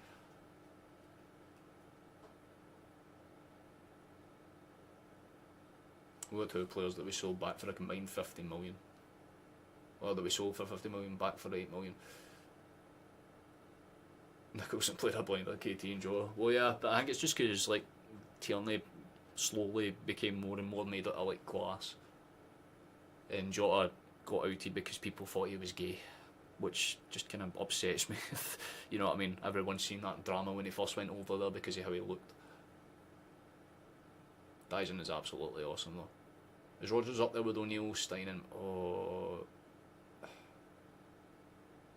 Here's the thing, I wouldn't say he's better than Jock Stein, 100%. Like, Stein, he's like the epitome of what great manager is. Like, I'd say he's like, if you're going Scottish managers, he's either number 1 or number 2. Number 2, obviously, you would make the case that it would probably be Alex Ferguson. I suppose you'd have a couple that will make the case for other ones, but the 2 big ones, I would say Alex Stein and that. But Rodgers is definitely, like, he's earning his keep.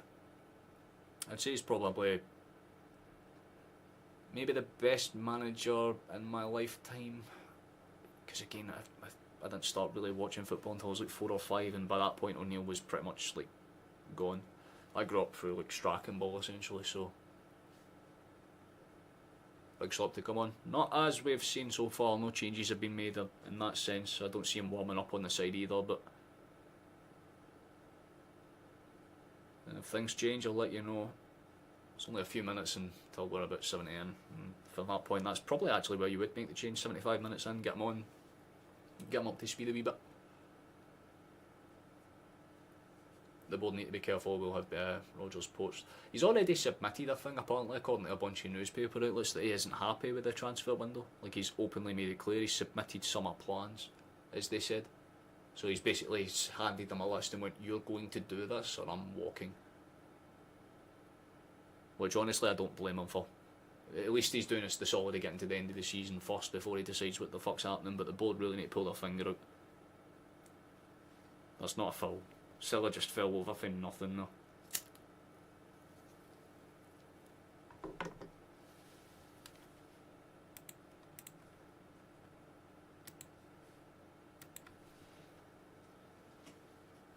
Looks like Dundee have some changes warming up in the background as well. They've just been run through the tactics. But there is Sloppy is coming back actually. It looks like it might be Kenny that might be coming on alongside him. So definitely an interesting switch, but we're 4-0 up, so I don't think we can mess it up even from here.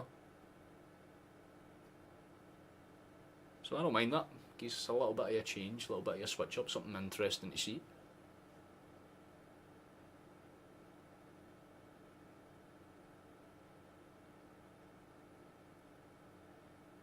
I think it will depend, honestly. If you're asking me FTB, I think that's probably what I would say. Like, you just have to wait and see what the board decide to do. And then some of the board need to treat Rogers to do a self-reducing spin was needed. Take him to Taylor's and get him a nice suit. Oh, half chance for him though.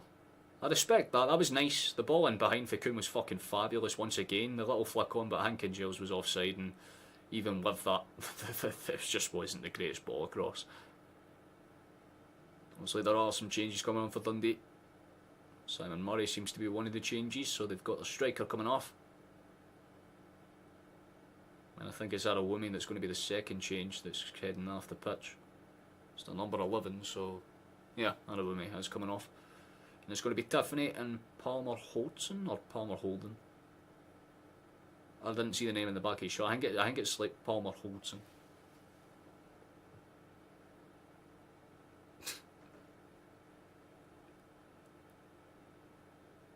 Take him to Kilbowie and let him do orienteering for a day, man.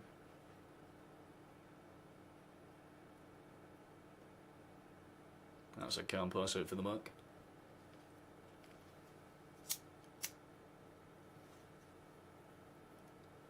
Well, we're playing some calm ass football. Genuinely some really, really fine football. That's a lovely ball over the top. Could have been dangerous. Chased down. That's one of the Dundee boys that are just getting the first touches of the ball, and the first touch of the ball is to give it away. That's not a good sign for them, I would say. You'd kind of want your new substitutions to settle down as fast as possible. Calmly scythed across the face. Should just keep that one under control. Decent enough for Corner. Should just roll that one when he has the time. Does exactly that. Comfortable enough. Apparently 5 now. Interesting. Looking forward for you in a second. When Rogers does see his 3 years, I'll take notice of him. Honestly, yeah. I don't think it'd be too bad. Oh, awkward. Still awkward. Rio has it about 25-30 yards out. Played out towards Taylor. Calm. Nice. Arm. What a shot! Oh! Oh my fucking god, man!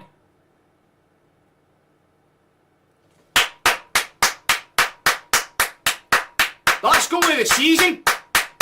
That is goal of the season! What a shot from Arm! He has came alive! The fucking classiness of that! The sheer brass balls that you need to have to do a fucking... He takes his time, picks his spot and just lays it. 30, I'd say about 25, at least 25 yards out there. And if that doesn't deflect off Silla, that would genuinely be a goal of the season contender. I didn't see the deflection, but it's a damn fine finish. Silla ain't too happy, man. He's giving away a penalty, and he's pretty much made sure that that one just took the little bit of an extra pop-up to take it up and over Carson and into the back of the net for 5. How the fuck, man? That's insane. And it looks like those 2 changes for Celtic are on. Schlupp is on for his debut, which is always nice to see. And of course, Kenny's on as well for his change. But genuinely, the goal was fantastic, man. Granted, we got a little bit of grace with the tiny wee flick off out of Silla, but that would have probably have gone in either way. That is all I'm saying. That's fantastic. It looks like we'll just kind of see this game out in absolute fucking...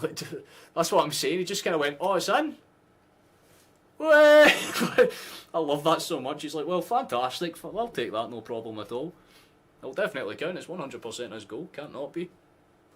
2 braces. So it looks like Arn and Maeda are going to be fighting out for a hat-trick. That's if a hat-trick comes, but, I mean, hey, we've just brought on an attacking change in Kenny and some fresh legs with Schlupp who can barrel down that left-hand side, so we'll be curious to see if there's an extra change or 2, or maybe an extra goal or 2 on top of that. Tactically, we've just done the exact same thing. Jill's paying back the 11 million like a G. Exactly it, man. I did say this at the start of the... When were people really getting pissed off with him? Because I'm like, give the boy time and he'll eventually kind of blend into it. But it takes about 6 or 7 months and then you judge a player. And to be fair, he's blending into the team just nicely. There's another ball in the box. It's dangerous. Big bounce out and it's going to be a throw-in for us anyway. Let's get Casper a goal. Throw him in! Get him in. We need to do the best. Oh, actually, hold on, chance for that. Nah, that's a dive. They keep falling over too easy. Dundee's entire game plan is boiled down to falling over when they get the ball, and that's about the extent of it. Interesting. I mean, to be fair, Jacqueline, you were fucking spot on. 5 indeed. What happens if you get 6 though and your words are proven incorrect? What then? Then you have a problem. Oh yeah, I should fucking do this. Yeah, I need to plug. We might as well because we're on a bit of a break and not just talking about whatever anyway. So, hi, hello. If you're new here, please consider subscribing. We're 12 away from 1600, which is quite nice considering the fact this stream is literally... I wasn't really putting too many goals on them, but thank you for anyone that has subscribed to the stream, anyone that's left a like as well. That's the best way you can keep us in the algorithm and all that good jazz as well. I'm just watching a half chance develop, but nothing really came of it there. But yeah, you can more than happily, you know, help us out by doing stuff like that. Is Schlupp on? Schlupp is on. Schlupp is ready to fuck shit up, as they say. Maeda, ball in. Charge! Side netting, god damn it, man. I didn't even switch back to the other screen. Make it 7, let's go. I smell a magnificent. I smell them. I can smell you. I'm just creeping around right now. I think we can get 7. There was a half chance for Kenny to be fair. It would have been a brilliant introduction to the pitch if he managed to squeeze it in.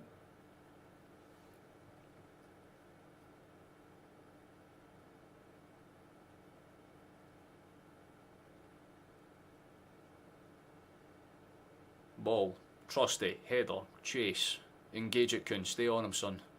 Respectable, but it's just easily dealt with by Dundee. They play it out towards that side. Larkesh sends it forward, tries to find anyone, but very comfortable with the Carter Vickers in the end. Things you love to see. Trusty gathers ball, run forward, please. Not the greatest pass, and Schlupp doesn't react in time, so that one just goes out. Rio puts his hand up in acknowledgement that it wasn't the best pass, but again, 5-0 up and cruising. Can't really say that this has been anything short of a fantastic performance.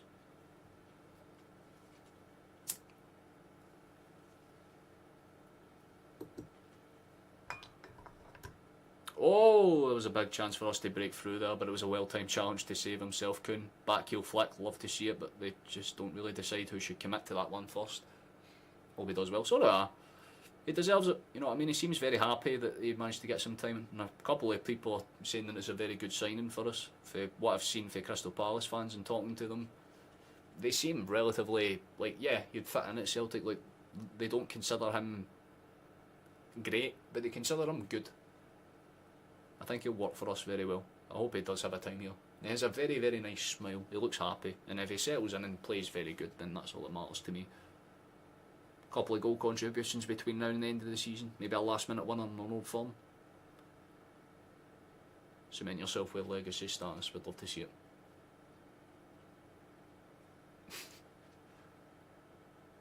Goal difference rising like a goddamn man in bed. We'd love to see it.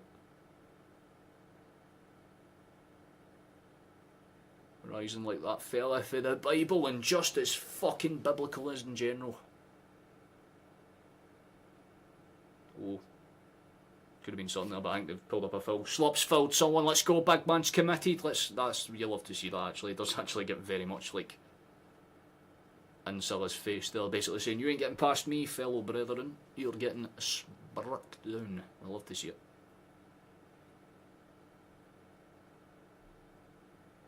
I love that, because you have like McGregor and Schlupp talking to each other as well. Like you see Schlupp shouting across to McGregor, not McGregor, sorry, fucking... why's my brain switched off, for fuck's sake? Like you can see him like shouting across to like Maeda and that on the far side as well. Like they're actually trying to engage each other. So you've got like Schlupp, is the best way I can explain this. I'll try and do this like 2D. So like Schlupp's here, you've got like Maeda there. And see, any time there's a little bit of a break, Schlupp will like cut out here just a little bit, and Maeda will drop in. So it just like condenses them a little bit, and it makes it a wee bit more hard for Dundee to do anything besides take a touch, pass it back, send it as far forward as they can, because the press is gauged like straight away. The case in point, Maeda nearly wins that ball back, and we win the second. I was going to say we win the second rebound, we almost lost the third, but we do have it. And that's my case in point, because you've got Schlupp and Maeda basically just rotating with each other rather than trying to put specific pressure on. Last year's player we signed from Palace was McCarthy. No,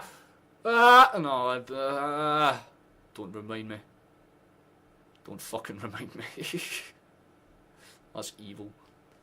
Jesus Christ. It's like a fucking scene for SpongeBob where King Neptune takes off his crown, you know. Bald, bald, bald. It was just really bad. I don't ever want to see him again. Respectfully. Let's descend down Oxskull. Well, don't they have a chance, potentially? They played it short. That is insane, because they're just going to go backwards again, aren't they? Wow! Fantastic, Dundee. That was totally not what I was expecting you to do at all. They've just been so easy to predict, man. Like, honestly, this is genuinely like playing a game on fucking, like, amateur settings. McCowan's got it at the edge of the box, going son into the space, takes a bounce, have a crack, Paulo. Arns there. Lays it off to the edge of the area again, potential chance for us to make it as bounce out, fuck's sake, still on. Nice Kuhn, love the fact that you recovered your own spillage there. Looking for any open lanes, passed out towards Johnston, has had a fantastic game, takes a pop up, awkward and cleared away, no real fusser. Also for that, Dundee are just trying to stave off the impossible. They do not want to concede another.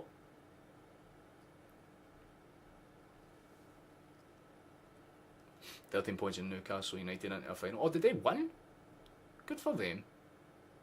Give them credit where it's due, that's nice though. It's the type of performance that you were wanting, hell yeah. Things you love to see. Who is worse, a Yeti or McCarthy? I'd like to raise you Vasilius Barkas and Marvin Compere. What a shot for...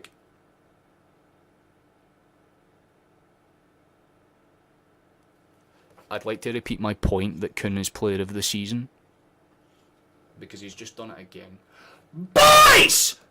What is going on? Why are you scoring? Oh, that's so fucking nice. It's another brilliant outs. Oh, it's such a lovely shot off the left foot for Kuhn. It sails right into the back of the net. I love that, man. Get him a statue. Get him the keys to the city. Fuck, give him the keys to the whole goddamn kingdom, because the man can unlock any fucking door. Picks his spot. fires it, brilliant shot. Carlson can't even try and go for it, sails into the back of the net, and the German absolutely blasts Dundee a whole new asshole. Let's go, boys. Get a 7th! We want a 7th now. Dundee have capitulated. Like, whenever I talk to a fucking woman, man, they have completely balled it, so that's good for them. Sent out towards the left-hand side. Come on, keep attacking. We've got this. Another one, and we're fucking laughing. I genuinely said this was going to end 2-0. What a fool you were, you fucking idiot. Cruising is the nicest way to put it. It's Dundee. Dundee have caused us problems, Coffee. And they've caused a few teams some problems. However, you're right, it is Dundee. Oh, speaking of that, they've had a chance. Their first actual shot of the half. It's that Palmer Hodgson that's managed to get on the end of it. He missed it badly, but still. Oh, you didn't, Kevin? Nice to see you, man.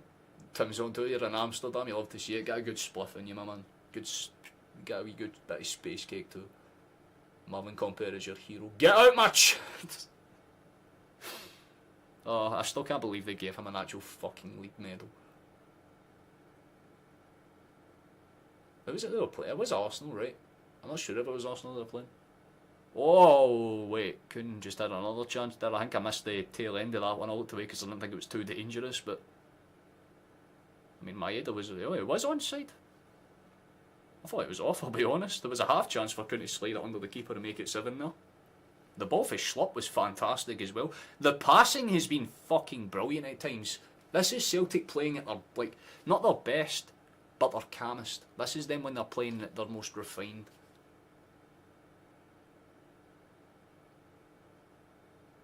I should have now relaxed everyone's fear after we didn't sign another striker. I suppose that's true to some extent, but again, my fear is if he gets injured, because that's the issue. Like, having a player that plays bench minutes and then all of a sudden they'll play 90 minutes every single match day. Like, I just don't want him to get him in, like, because he's young as well. The last thing you want is to have him have a major injury, like a bad one that takes a year out of his career, because then you're fucked. So we have to, like, manage him. Man management is crucial. You pick 4-0 in final until then 6-0, why fucking you pick a result? Yeah, just don't bet on Celtic when it comes to these types of games. Because this is like a mixture of Celtic playing one of their nicer games of football, but Dundee just playing absolute fucking shit. I mean, they just said it there, they've had less than 20% of the ball, and we've been walking all over them. It's been very calm.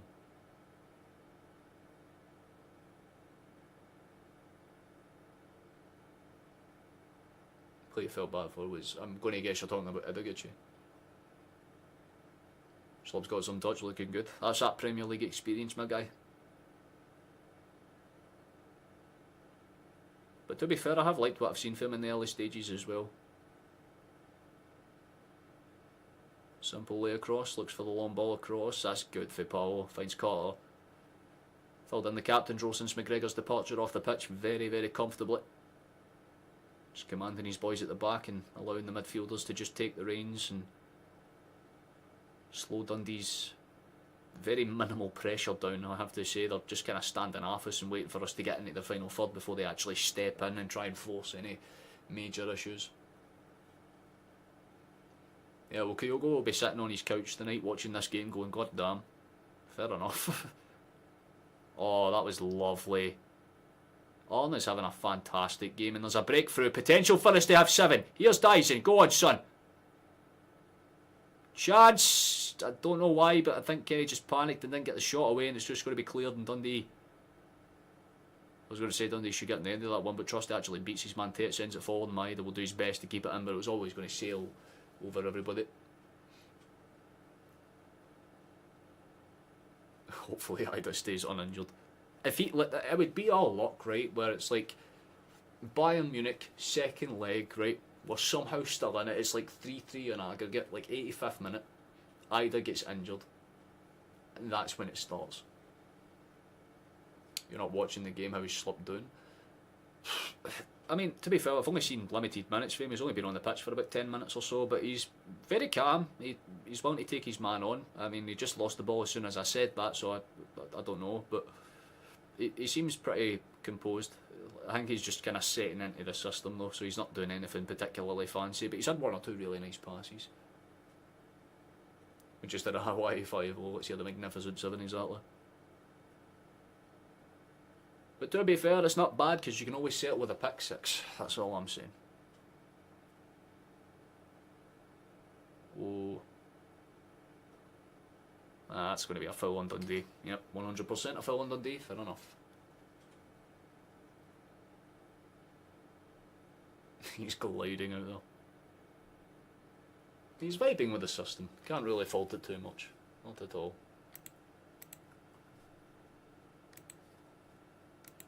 Oh, I mean to clip that. I could have froze my Streamlabs. That would have been devastating to the soul.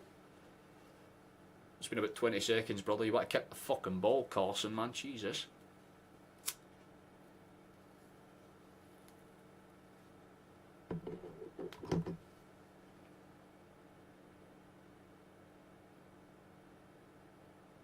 Oh, good tackle. I like that for Schlupp stands in, gets it away, sends it as far away for as possible. I should say Dundee will have to kind of build up from another throw-in just inside the half. Did Rodgers manage Schlupp at Leicester? I believe he did manage. I think maybe from his days at Swansea. I couldn't honestly tell you. He could have. Was he at Leicester? Aye, I think it might have been Leicester. Don't confirm that for me or not, because I have no fucking clue, Chief. I'll be fully real with you, but they do know each other. I know that much. Hey, Dane Shatonis, to see you, brother. You've came out at a very nice time. We're leading this game quite comfortably. Things you'll love to see. Can like we Tottenham in the summer window. Do we sell? Absolutely not. If anyone tries to come for Kuhn, we absolutely fucking level them out the door immediately. Right, like, he is, like, again, he's giving me O'Reilly vibes. He's one of those players that just has class no matter what. This is why I keep saying, for me, it's Kuhn that's player of the season, just a tiny bit over Maeda, because Kuhn's goals have carried importance to them. Like, Maeda will score 2 or 3 when we're 1 or 2-0 up against, like, a St Johnstone for sure, but big, crucial games, Kuhn has been much more clutch.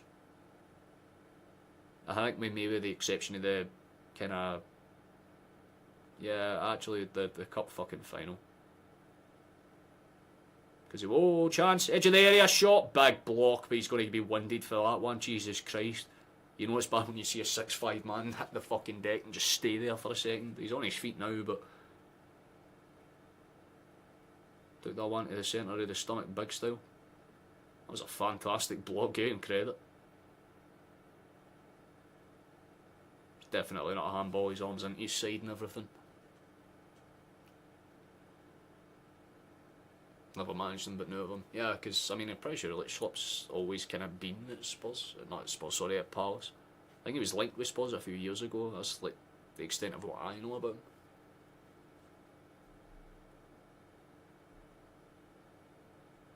Maybe a friendly. Actually, yeah, that genuinely could be why. Maybe they played each other in a friendly and he was just interested. Maybe they just played each other in the league and he liked what he seen. If they got offered 25 to 30 for Kuhn, I think he'll be gone. Yeah, most likely. Maeda's not even. I get it. You know what I mean? It's one of those where you could flip a coin and whoever it lands on. Like if Maeda won it, I would be more than ecstatic for him because again, it's fully fucking deserved. But I don't know, man. Like Kuhn's just. He's really broke through for me. You know what I mean? Like we've known Maeda's good, but it's nice to see Kuhn like actually take his role on and play some fucking class football.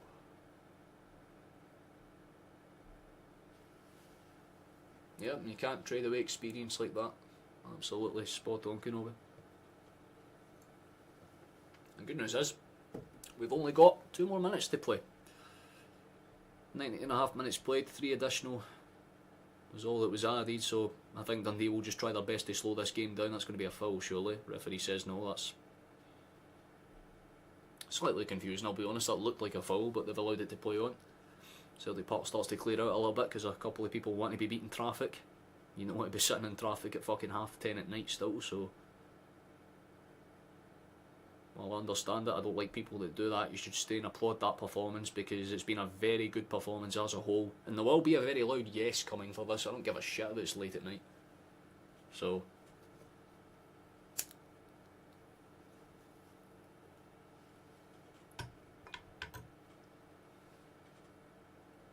Oh, do it again. Do it, Kuhn. Do it again. Do it again. Oh, he didn't shoot for some reason. Schlupp shoots though. Oh, that's good. I like that. Tries to find a way in. It would have been fantastic if back-to-back debuts got last-minute goals in back-to-back games. That'd be fucking class. That was a really good effort in fairness. Hit it hard. Tried to keep control on it, but just kind of had a wee bit of extra pressure on him. You think Maeda has improved this year, which I don't think was possible. Kuhn's been great, but not as consistent or as selfless as Maeda. He's got more assists than Maeda, I believe. Pretty sure he's actually given Maeda about 5 of his goals. Constantly thinking if I kick it out, it'll be only straight back at me, pretty much. They would just be trying to burn every second they can off the clock. I mean, Celtic are chasing them down still. What a fucking hustle for Kenny. Nearly catches his man out cold there. Maeda chases his man down, tries to put some pressure on him, and then Kuhn's right behind his man to put pressure on him. Fantastic all round. Dundee just about keep it in play though. And Kuhn had thought it went out for a throw in. Hard to tell, but the referee's allowed it to go. Played down that right hand side. Potential last chance for Dundee to get something from this. Into the box they go. Blocked very comfortably by Trusty, who's another one that's had a very, very good game. Till the next one. You take it easy, James. If that's your heading off, brother, you have a good one. Ah, well, there you go, Mark. I appreciate that. Thank you for filling me in on that one, mate. We've got about literally 6 seconds left of this one. The corner's not really too dangerous by Dundee, and it'll basically be as soon as this next one is sent in.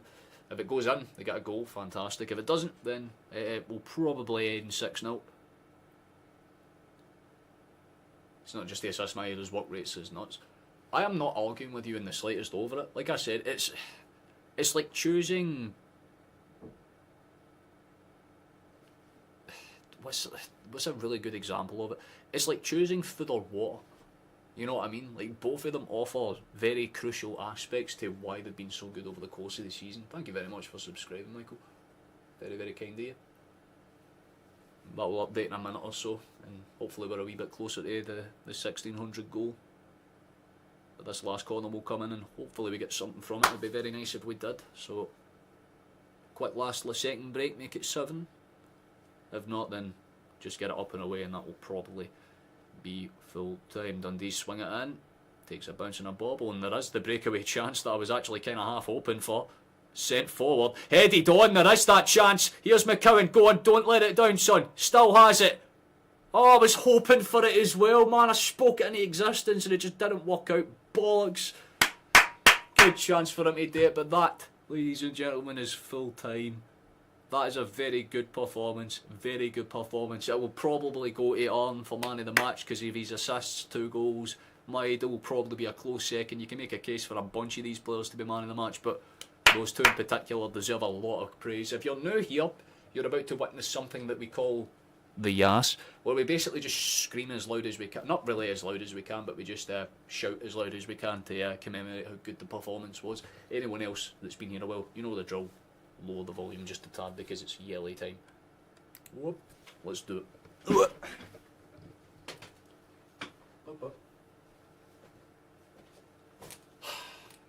Boys!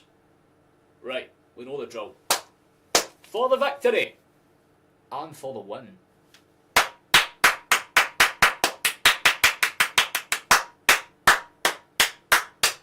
Oh, fucking yes, sir! Rungees!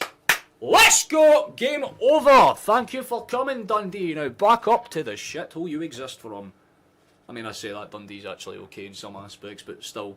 Things you love to see. Oh, yeah, I think Angel's got man in the match. I think that's fully deserved, I'll be fully honest. Very good. Very, very good. Caspar had your slippers on. Genuinely could have had a cup of tea and a fucking like wee slice of cake beside the goddamn post. I'm happy with that. Very, very happy with that. Let's have a look at the table, shall we? I should actually quickly fucking do this because Google. There we are. Thank you. There we go. That's your subscription came through, Michael. Very kind of you, man. Thank you for that. Table time. Let's have a look. On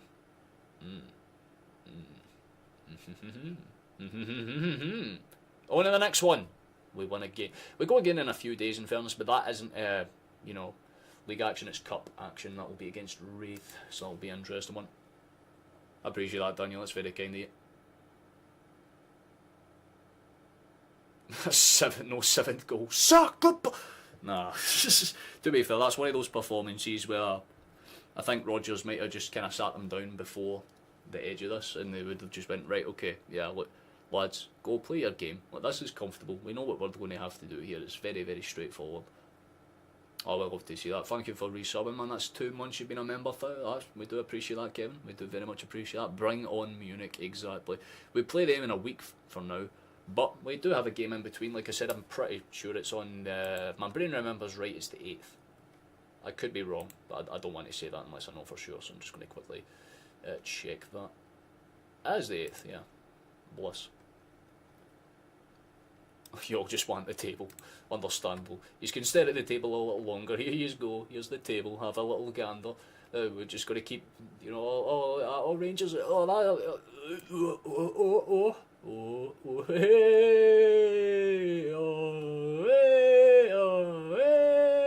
They're fucking balling.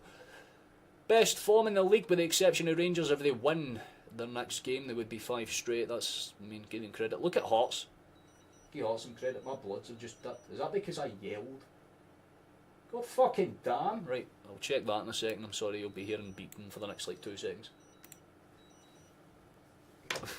What's that goals for? Very comfortable. What's that goals allowed? Very comfortable as well. How did Jota play? Very good. Actually, in fairness, like, Jota played fantastically well. Like, he popped up with a really nice assist. That cross into Jota, to Maeda, I should say, sorry, was fantastic. Like, I can't take anything away from it whatsoever. It was, I think it was 2 assists he got. I could be wrong on that, but it's definitely 2. 1 assist anyway, at the very least. Temperatures back in the inhabitable regions for Rangers. They'll need to win their next game to kind of keep tabs on us, and even then we would just need to win the one after that to keep ourselves pretty much going. Even our form is green and white. Couldn't have put it better myself, man. That is a good way to put it. Missed the game. Any noticeable goals? Half of them. I mean, Kuhn's was fantastic. The finish for that was genuinely top notch, and it might be clip of the day. I would make a case for on. In fact, fuck, I should do that. I should make a poll. Right, give me a second.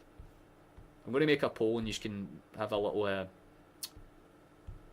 say, I guess, for the clip of the day, because I'll put a shot up for those that don't know. If you're new here, once this stream's done, if you click on my channel, there is a bunch of shorts that I do, which is basically I just take the highlight from the stream, the kind of best moment, I should speak. So you get to vote on that if you're subscribed and stuff. So I'm just going to sort that out now before we get ready to wrap up this stream. So we'll go with Arn's. Yeah, we'll go with Arn's like long range, like screamer, because that makes sense. We'll go with Kuhn's goal because it was, you know, just genuinely fantastic. I love him. And I think we'll probably add in Maeda's header.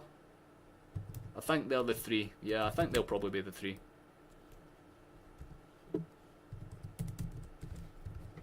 I love him too. There we go. You can have your say. Get voting because, well, I mean, how long will we get? Like, get 3 minutes. I'd say about 3 minutes.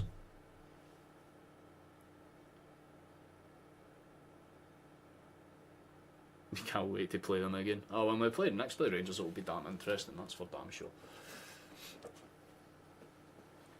Not that we've given them all much needed confidence. I mean, 6-0 is nothing to scoff at in the slightest. We played fantastic across the whole game. Like, there's little aspects that we could have done better, admittedly, but for the most part, over the course of the whole 90, I'm more than content with it. We did exactly what we needed to do and just tease us up nicely. And like I said with the games, thank you, Hiccups, very cool.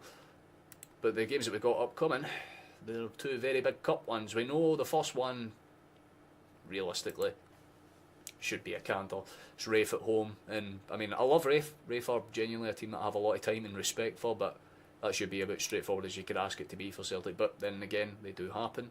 And of course, the next one, which is probably the biggest one, a week from now, pretty much almost exactly a week from now, I should say, we'll be going up against Bayern Munich in the first leg. And of course, because we're at home, that game carries even more significant weight to it, because if we lose by like 1 or 2, then we're not going to be able to go to the Allianz and do anything more than just kind of show up, I guess, and I really wouldn't like it to come to that. So, yeah, that's the kind of interesting part of it. But like I said, next one is that one. I suppose we'll go to this to wrap up the stream.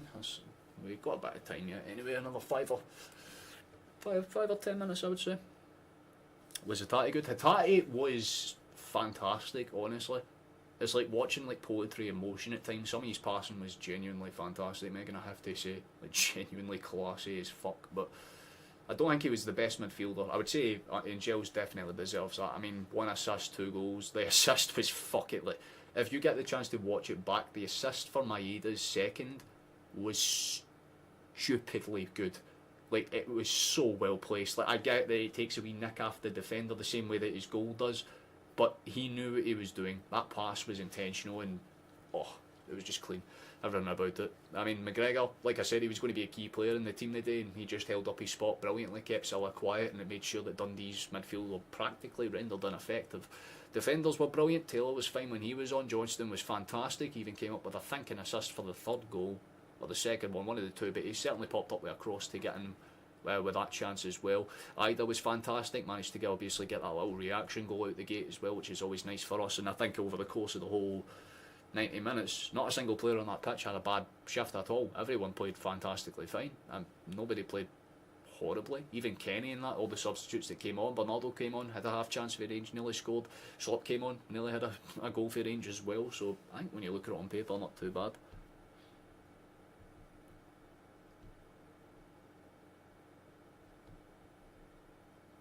So, yeah, don't really know what else to add to this one.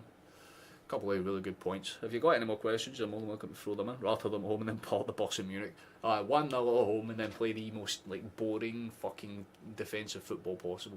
But the thing is, don't defend against Bayern. If you let them have the ball, they're going to be effective. You need to do what Holstein Kiel did against them a few days ago, because they only just about won 4-3. Keep them under pressure, just run at them, because they're like us. If you make them defend, it's what they're not trained to do. They're trained to score goals, they're not trained to defend at all. So, we can take advantage of that.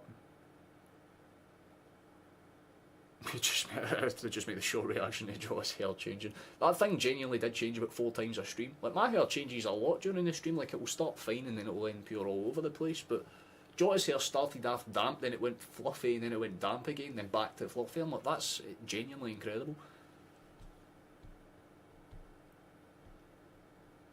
Let us see. Which one wins? Who gets the clip of the day? There we go. It's going to be Alan's long range goal. That makes sense to me. I'm not going to complain on that whatsoever. That's going to be the shot.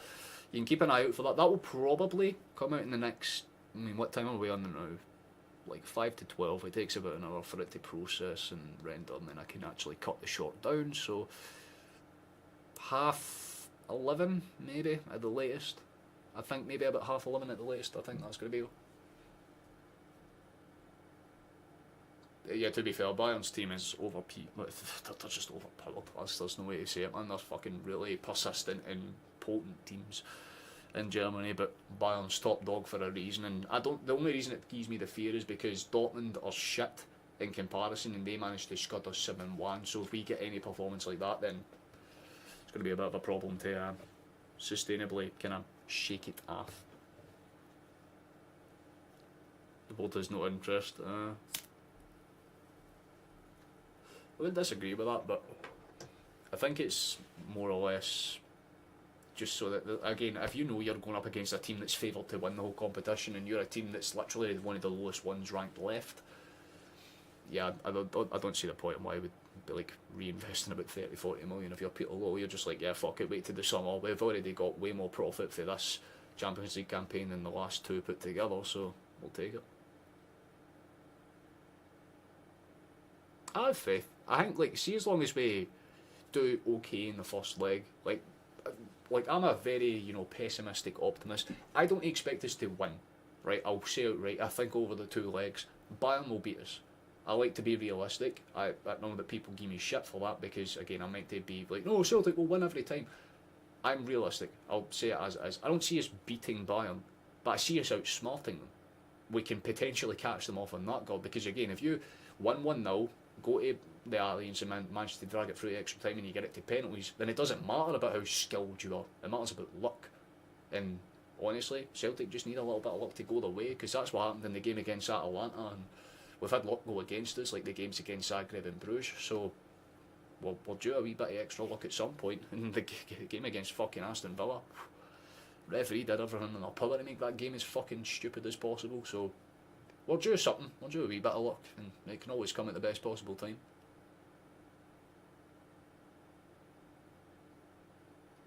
I don't think it's dead in the water or anything, but we're definitely like in the middle of a monsoon, let's say like a Munich monsoon, so to speak, because we're going to have to play at our best to get anything out of that, and Bayern probably don't even need to really go into fifth gear to really put us to bed. If they're playing at their best, like their best, and we're playing at our best, the game would end 2-1 both ways, and we'd lose 4-2 in aggregate, which honestly I would take, but I want to see us give it a go. So like I said, if we even get like a 1-1 draw, 2-0, 2-1, doesn't matter, just a positive result at Celtic Park, and it gives us that bit of hope.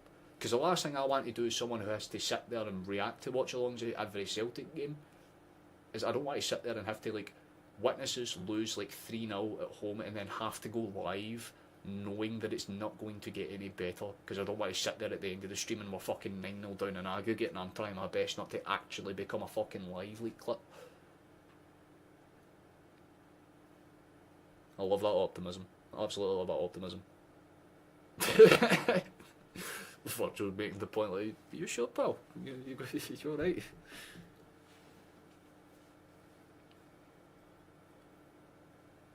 That's kind of why I'm a bit annoyed at the January window as well, because you hear all of these names that we're linked with and then we don't actually sign anyone, so it's, you know, a little bit disappointing. Like, yeah, getting Jota is fantastic, like, I'd consider that very good, it's a brilliant key piece, but is it a great window? Nah, I'd have to disagree very strongly on that front.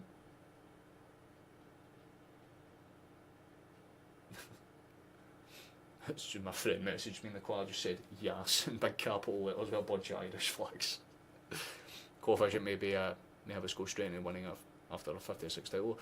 I mean, possible. If we make, what would it be good for coefficient? If Celtic made it past Bayern theoretically, then we would get either Atletico Madrid or Bayern Leverkusen, right? So, I mean, if we get past Bayern, we technically have an easier second round. So that's the way I'd think about it, you know. If you want to make yourself a worthy challenger, then it's best to take down a king early.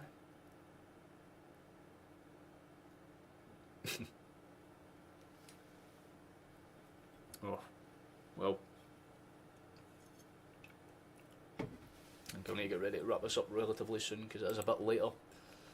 About 3 or 4 more minutes, and then we'll call it a day. I think that's pretty reasonable given the circumstances. My apologies if that was gross. But yeah, I think there's definitely positives to take from that one. Definitely positives to take for that one. And honest to say, man, great result tonight. Done well for us over this transfer window. Is still looking really strong. I think it's just depth. I think that's maybe the minor concern that people have, my guy. It's not like a... Yeah, I'm not really complaining about it. I'm disappointed because we could have potentially gotten some names through the door, but I think overall it's one of those where we know that we're going to win the league. The chances are we'll be a very, very strong contender, if not favourite, to win the Scottish Cup. Can still potentially cause a surprise in Europe, and if we get past Bayern, then that's already more than what any of us were expecting. I put my expectations, get through the fucking like initial league phase, and then whatever happens after that happens. I just wanted to see us make a bit of progress. And we have this season, so I'm not going to complain too much, but Jota's pass to Maeda for that goal was sublime. Genuinely. That's why I had to put it in, because it wasn't as nice as some of the other goals, but the pass was fucking terrific. So, but it's going to be Arn's long-range screamer, which is always fun. But I'll have to go and mentally put that timestamp down and then come back to it once the VOD's fully uploaded, so... It's daytime here in Yankland. We'll love to see it. Well, you should probably go to, like, what do you have over there, like fucking Whataburger? Order yourself some burgers and fries. We'll love to see it. I mean, right now it's just heading off the back of 10. We're literally a minute and a half of 10 right now. That's usually when I end these streams, especially later kick-offs. It's about 2.5 hours by the time it's stuff. I could get score Celtic 3 Bayern Munich. Oh. Things you love to see. Are you telling her if that was a fucking Red Bull, I'd kill myself? Absolutely not.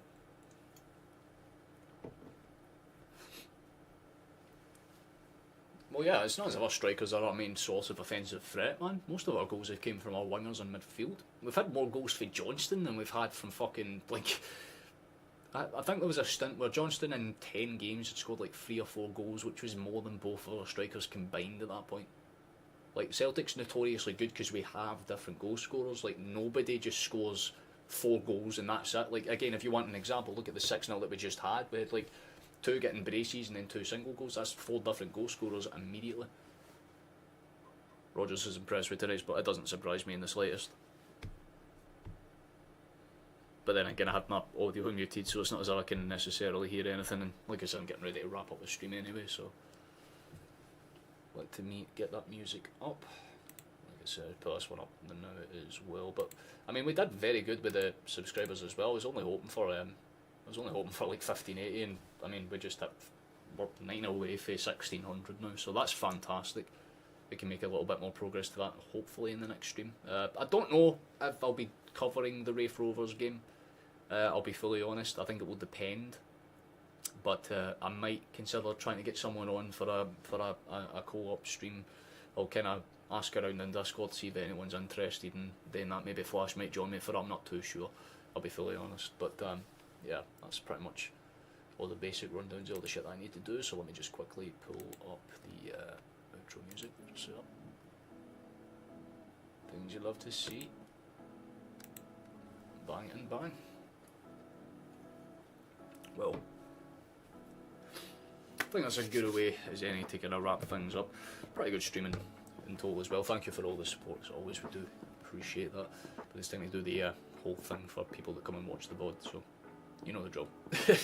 So, thank you for watching, thank you for coming along, thank you for joining us. If you've been here for the whole stream or just a tiny little part of it, then we do very much appreciate it. If you've subscribed or if you already have been, we absolutely love that as well. We'll be live again in a few days' time from now, like we said. That game will be on the 8th of February, and to be honest with you, it'll be a pretty interesting one to see if there's a little bit of a surprise from a team that maybe not expecting to do too much. But we'll be live about 15 minutes beforehand, so the kick-off's at 17:30, so expect me live at around 5:15. That will be the kind of preliminary goal anyway. You have a lovely night, Mark. You take it easy. Appreciate that very much. Thank you very much, my guy. You enjoy yourself, Liz. You take it easy, my man. But yeah, pretty much that's everything to do. We know the drill. Celtic are still the best goddamn team on earth. We will see you again in a few days. Thank you all for joining us. It's been a pleasure to commentate for you as always. We'll see you in a few. And hopefully we'll tee ourselves up and get ready to go when we beat Bayern next week, 16-0 on aggregate. Yes. But yeah, that's the way that we're going to wrap it up, I suppose. An absolute fucking, that's going to be like thingy to me 100%. Going to bail out, going to enjoy myself. So they're still the best goddamn team in the world. Catch yous after. Enjoy!